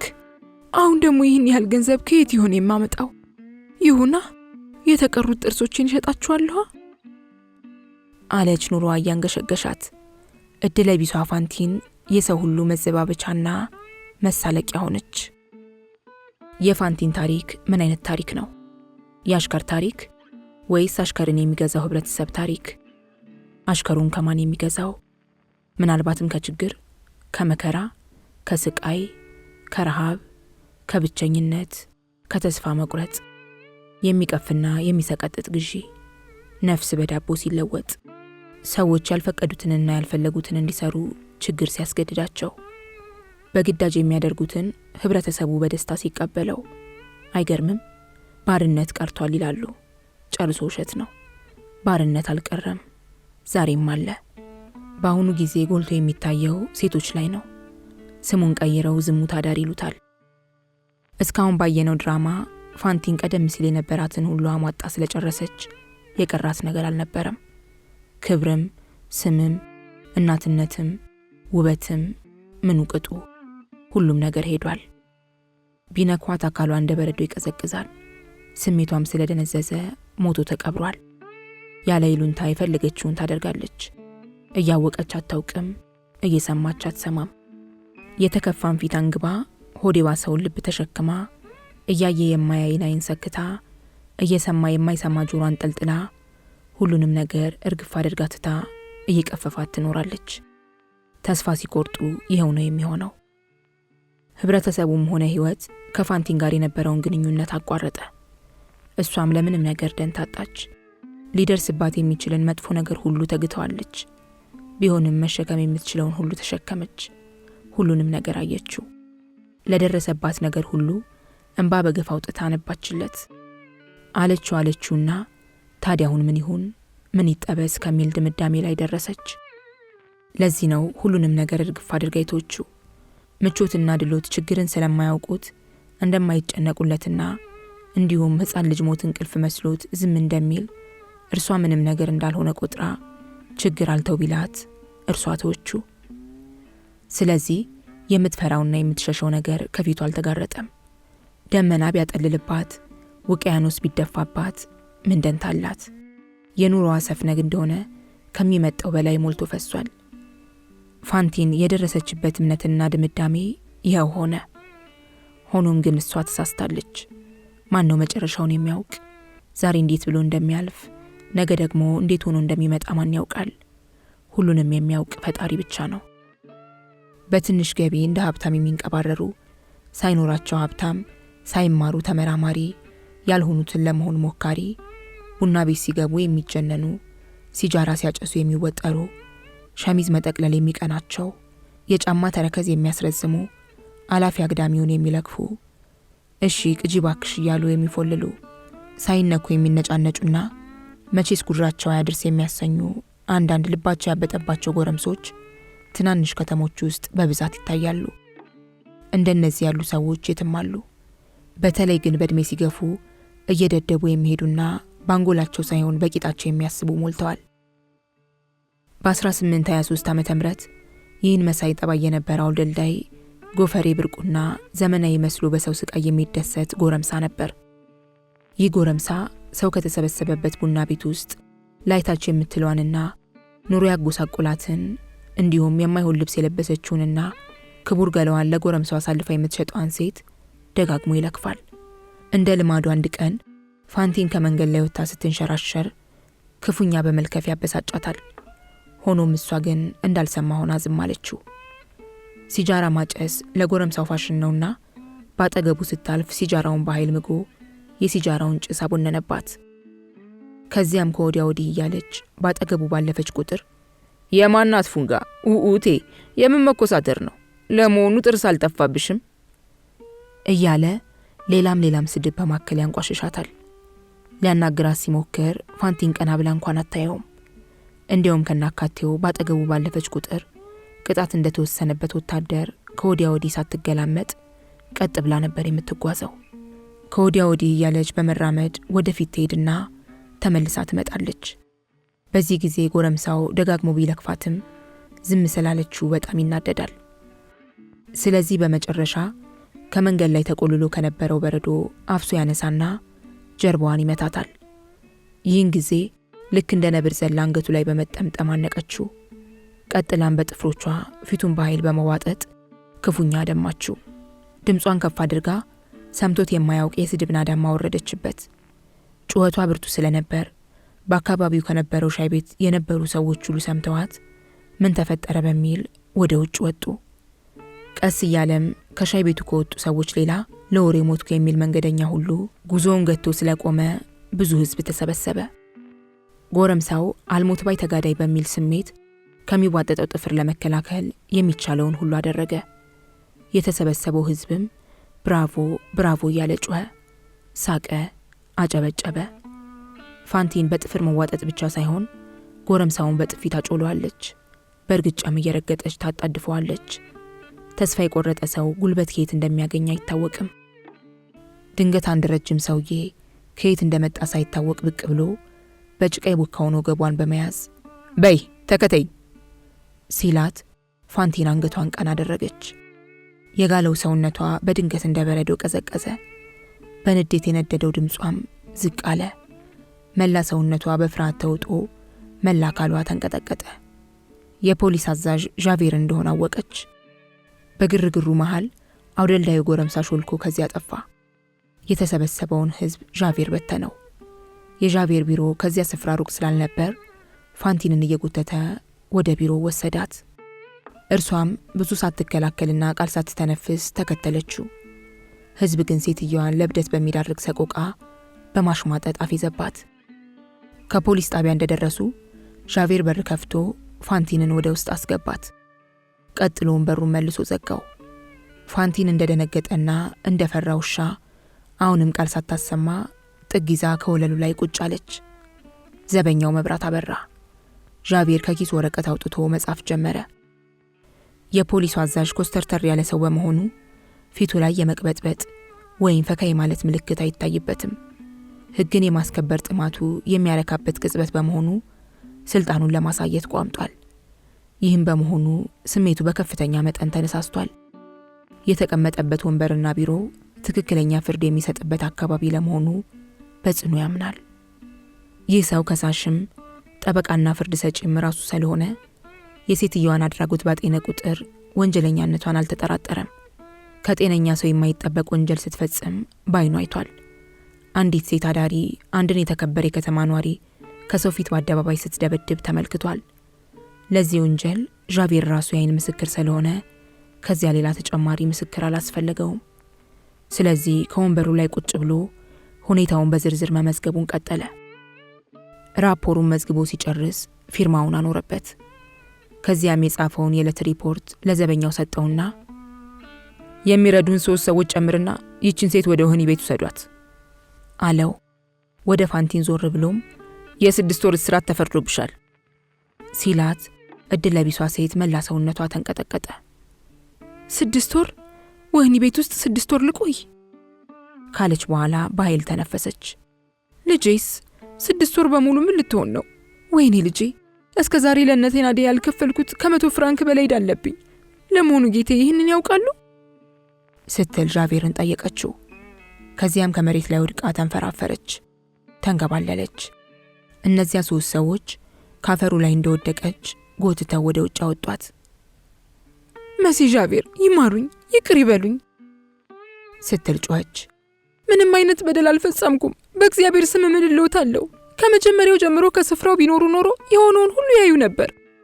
በፈጣሪ ስም እነግሮታለሁ፣ ሰውየውን አልበደልኩትም። ይህን ሰውን ያላውቀውም። እርሱ ግን ከመሬት ተነስቶ በረዶ አፍሶ ነው የመታኝ። የሌላውን ሰው መብት ሳትነካ ከመንገድ ላይ የምትጓዘዋን ሴት የመምታት መብት ለዚህ ሰው ማን የሰጠው? ዝም ብሎ እኮ ነው በበረዶ የመታኝ። እስቲ ፍረዱኝ። ያ እኮ ነው እኔን እብድ ያደረገኝ። እንደሚያዩኝ እኔም ጤነኛ አይደለሁም፣ ያመኛል። ሰውየው በዚህ አላበቃም። አንቺ ወላቃ፣ አንቺ ዱርዬ እያለም ሰድቦኛል። ጥርስ እንደሌለኝ ያውቃለሁ፣ ቢሆንም ያስከፋኛል። ነገሩ ይህ ሆኖብኝ ነው እንጂ ሆን ብዬ ሌላን ሰው ለመበደል ብዬ ያደረግኩት ነገር አይደለም። ሰውየው ከመሬት ተነስቶ ነካካኝ እንጂ ያልደረስኩበትም። እርሱ ሲለፈልፍ ዝም ስላልኩት ነው በረዶ አንስቶ የመታኝ። ጌታዬ፣ ያልከፈልኩት 100 ፍራንክ ዕዳ አለብኝ። ያለብኝን ዕዳ ካልከፈልኩ ልጄን ከቤታቸው አስወጥተው ሜዳ ላይ ነው የሚጥሉብኝ። እባክዎን ስለ ልጄ ብለው ይራሩልኝ። አዩ ጌታዬ፣ ልጄን ከቤታቸው አስወጥተው መንገድ ከጣሏት ራሷን ለመጠበቅ የማትችል ሕፃን ልጅ ናት። ልጄን እኔ ካለሁበት እንዳላመጣት አቅሙም የለኝ። የሰው ዕዳም ከጭንቅላቴ ላይ ያንዣብባል። እንደሚያዩት ደግሞ ጊዜውም ክረምት ነው። ታዲያ እኔ ምን ልሁን? ለጨቅሏ ልጄ ይራሩላት፣ ይዘኑላት ጌታዬ። በዕድሜ አሁን ከደረሰችበት ትንሽ ከፍ ያለች ብትሆን እንኳን እንደምንም ብላ ከወዲያ ወዲህ እያለች ራሷን ለመርዳት ትችል ነበር። አሁን ባለችበት ዕድሜ ግን ይህንን ለማድረግ አትችልም። ይራሩልኝ፣ ይዘኑልኝ ጌታዬ ስትል ቃሏን በመደጋገም ለፈለፈች። ደግማና ደጋግማ መሬት ሳመች። እጆቿንም ወደ ሰማይ ዘረጋች። ጉንጮቿ በእንባ እስኪርሱ አምርራ አለቀሰች። ሰውየው ግን እንክች አላለም። ሆኖም መሪር ሐዘኗና ጭንቀቷ ከፊቷ ላይ ጎልቶ ቢታይም ተፈጥሮ የቸራት የልጅነት ውበቷን ሊያከስመው ስላልቻለ ከዚያ የነበሩ ሰዎች አተኩረው ሲመለከቷት ቆንጆ ሴት ለመሆኑ አላጡትም። ፋንቲን ተነስታ ያዛዡን ኮጫፍ ሳመች። ሁኔታዋ እንደ ድንጋይ የጠጠረና እንደ በረዶ የቀዘቀዘ ቢሆንም የፖሊሱን ልብ በቀላሉ ሊያሟሟና እንደ እንጨት የደረቀ ስሜቱን ሊያለዝበው አልቻለም። ዣቬር አልተበገረም። በይ ከዚህ ዞር በይ፣ አትለፍልፊብኝ አለ ዣቬር። ይበቃል፣ ምን ትነፈርቅብኛለች? መንገድሽን ቀጥይ። የ6 ወር እስራት ተፈርዶብሻል። ክርስቶስ ቢመጣ እንኳን ይህንን ውሳኔ ሊሽር አይችልም ሲል በመጨረሻ የተናገራቸው ቃላት እጅግ አስደነገጣት። ክርስቶስ እንኳን ይህንን ውሳኔ ሊሽር አይችልም። አሁንም በድጋሚ መሬት ላይ ወድቃ እንደ ሕፃን ልጅ ተንፈራፈረች። አሁንም በድጋሚ ማሩኝ ስትል ጮኸች። ዣቬር ግን ፊቱን አዞረ። ፖሊሶቹ 2 እጆቿን ያዙ። ሴትዮዋ እንደዚያ ስትጮህና ስትለፈልፍ ጥቂት ሰዎች ተሰባሰቡ። ከተሰባሰቡት ሰዎች መካከል አንድ ለየት ያለ ሰው ከህዝቡ መካከል ደበቅ ብሎ ቆሟል። ይህ ሰው በዚያ ግርግር ማንም ሳያየው የውጭውን በር ከፍቶ ከገባ በኋላ ፊቱን ወደ ግድግዳው አዙሮ ስለቆመ ፋንቲን ያለችውንና የተማጠነችውን ሁሉ ሰምቷል። ፖሊሶች የፋንቲንን እጅ አጥብቀው በመያዝ ወደ ውጭ እየጎተቱ ሲያወጧት ባየ ጊዜ ይህ ሰው አንድ ጊዜ ቆዩ እስቲ ሲል አዘዘ። ፖሊሶቹ የፋንቲንን እጅ ለቀቁ። ዣቬር ከቢሮው ወጣ ብሎ ሲመለከት ትዕዛዙን የሰጡት ከንቲባው መሴ ማንዴላይን እንደሆኑ ይገነዘባል። የፖሊሱ አዛዥ ጎንበስ ብሎ እጅ በመንሳት ሰላምታ ሰጣቸው። ሆኖም ፊቱ ላይ የመቀየምና የመቆጣት ስሜት በጉልህ ታየ። ይቅርታ ክቡር ከንቲባ። ክቡር ከንቲባ የሚለውን ቃል ስትሰማ የፋንቲን ፊት ተለዋወጠ። ከመቅጽበት ብድግ ብላ ቆመች። ከዚያም ሳይታሰብ በድንገት ማንም ሊያቆማት በማይችል ፍጥነት ተወርውራ ከከንቲባው እግር ስር ወደቀች። አንገቷን ቀና አድርጋና አይኗን ጎልጉላ አውጥታ ከንቲባውን በማፍጠጥ እያየች የከተማው ከንቲባ እርስዎ ኖት ስትል ጠየቀች። ቀጥሎም የፌስ ሳቅ ስቃ ከከንቲባው ፊት ላይ ምራቋን ተፋች። ከንቲባው መሐረባቸውን አውጥተው ፊታቸውን ከጠራረጉ በኋላ የሚከተለውን ተናገሩ። መሴ ዣቬር፣ ይችን ሴት ልቀቃትና ትሂድ። የፖሊሱ አዛዥ የሚለውን ስላጣ ድርቅ አለ። የሰማው ነገር ስላስገረመው አፉን እንደከፈተ ቀረ። ከንቲባው የተናገሩት ነገርና የሰጡት ትዕዛዝ ፋንቲንንም አፈዘዛት። ራሱን ያዞረው ሰው እንዳይወድቅ አንድ ነገር ለመያዝ እንደሚጣደፍ ሁሉ እርሷም እጇን በቶሎ ዘርግታ የደረሰችበትን ቋሚ እንጨት ያዘች። ከዚያም አካባቢዋን ከቃኘች በኋላ ለራሷ ድምጿን እጅግ ዝቅ አድርጋ ለፈለፈች። ልቀቋት! በነጻ ሊለቁኝ! ወደ ወህኒ ቤት አልወረወርማ! 6 ወር አልታሰርም ማለት ነዋ! ለመሆኑ ይህንን ያለው ማን ነው? ማንም ይህንን ሊል አይችልም። የለም፣ እኔ ተሳስቻለሁ። ይህ ሰው የአቡይ ከንቲባ ሊሆን አይችልም። ወይ መሲ ዣቬር፣ እርስዎ ኖት አይደል ይህንን ያሉት? ቢሆንም ብቻ ሲያፌዙ መሆን አለበት። ልቀቋትና ትሂድ ነው ያሉት። ቢፈልጉ ከቤት ይሄዱና ቤታቸውን ያከራየኝን ሰው ይጠይቁ። የቤት ኪራይ በጊዜው እንደምከፍልና ታማኝ ሰው መሆኔን ይነግሮታል። ይህንን ራሱ ሊያረጋግጡ ይችላሉ። እባክዎን ይቅርታ ያድርጉልኝ። እስቲ ለፈጣሪ ብለው ይራሩልኝ ፋንቲን ወደ ፖሊሶቹ ፊቷን አዙራ ይህንን ሰው ተመልከቱት፣ እንዴት ብዬ ምራቄን እንደተፋውበት አይታችሁ የለም? የኛ ከንቲባ ሊያስፈራሩኝ አይደለም ከዚህ የመጡት። እኔ ግን እርሶን አልፈራም። እኔ የምፈራው መሲ ዣቬርን ብቻ ነው። ደጉንና አዛዡን መሲ ዣቬርን ብቻ ነው የምፈራው። ቀጥላም ወደ ፖሊሱ አዛዥ ወደ ዣቬር ፊቷን አዞረች። አይ ጌታዬ፣ እውነተኛ ዳኛ መሆን አለቦት። ትክክለኛ ዳኛ እንደሆኑ ነው የማውቃለሁ። ሴት ልጅን በጠጣር በረዶ መምታት ልክ አይደለም፣ ያው ምንም ሳይደርሱበት። ድብደባውን የተመለከቱት መኮንኖች በትርኢቱ ተደስተው ሳቁ። እኛ ምስኪኖች የእነርሱ መደሰቻና መሳለቂያ ነን። እርሶ የደረሱት ከዚያ በኋላ ነው። እርግጥ ነው እርሶ ሕግ የማስከበርና ስርዓት የማስያዝ ኃላፊነት አለቦት። ለዚህም ነው እኔን የያዙኝ። ነገር ግን ጉዳዩ ትክክል አለመሆኑን ሲረዱ ልቀቋትና ትሂድ አሉ። ትክክለኛ ዳኛ እንደመሆኑ አሁንም በድጋሚ ሂጂ ይበሉኝና ልሂድ። ይህንንም የሚያደርጉት ለሕፃኗ ልጄ ብለው እንደሆነ ይገባኛል። 6 ወር ሙሉ ከታሰርኩ ልጄን ለመርዳትና ለማሳደግ አልችልም። መሲ ዣቬር፣ ዳግም ሌላ ጥፋት እንደማላጠፋ ቃሌን እሰጥዎታለሁ። ማንም ቢሆን እንደፈለገውና እንዳሻ ይሳለቅብኝ፣ ይዝለፈኝ። ከዛሬ ጀምሮ ለማንም መልስ አልሰጥም። ሁለተኛ ጥፋት አጥፍቼ ከፊቱ ብቆም እንደፈለጉ ቢያደርጉኝ እኔ ዝም እላለሁ። ዛሬ ያደረግኩት የፈጸምኩትና አንገቱን ዘልዬ ያነኩት ሰውዬ በጣም ስላናደደኝ ነው። በዚያ ላይ ደግሞ እኔ ነግሬዎታለሁ፣ አሞኛል፣ ሳኒሱ ያጣድፈኛል። በበሽታ እንደዚህ ተይዤ ሳለ ሰውየው በበረዶ ሲመታኝ ሰውነቴ ጋለ፣ ስሜቴም ገነፈለ፣ መላ ሰውነቴ ተንቀጠቀጠ። ራሴንም መቆጣጠር ተሳነኝ። ሐኪም ደግሞ እንድጠነቀቅ መክሮኛል። ጌታዬ፣ ሳይፈሩ ሰውነቴን ቢነኩ መላ አካሌ ምን ያህል እንደጋለ ይገነዘባሉ። መላ ሰውነቴን ቢዳብሱት ምን ያህል እንደጋልኩ ይረዳሉ። አካሏን በድንገት ስትመለከት የለበሰችው ቀሚስ መዛነፉን ስላየች ሳብ ሳብ አድርጋ አስተካከለችው።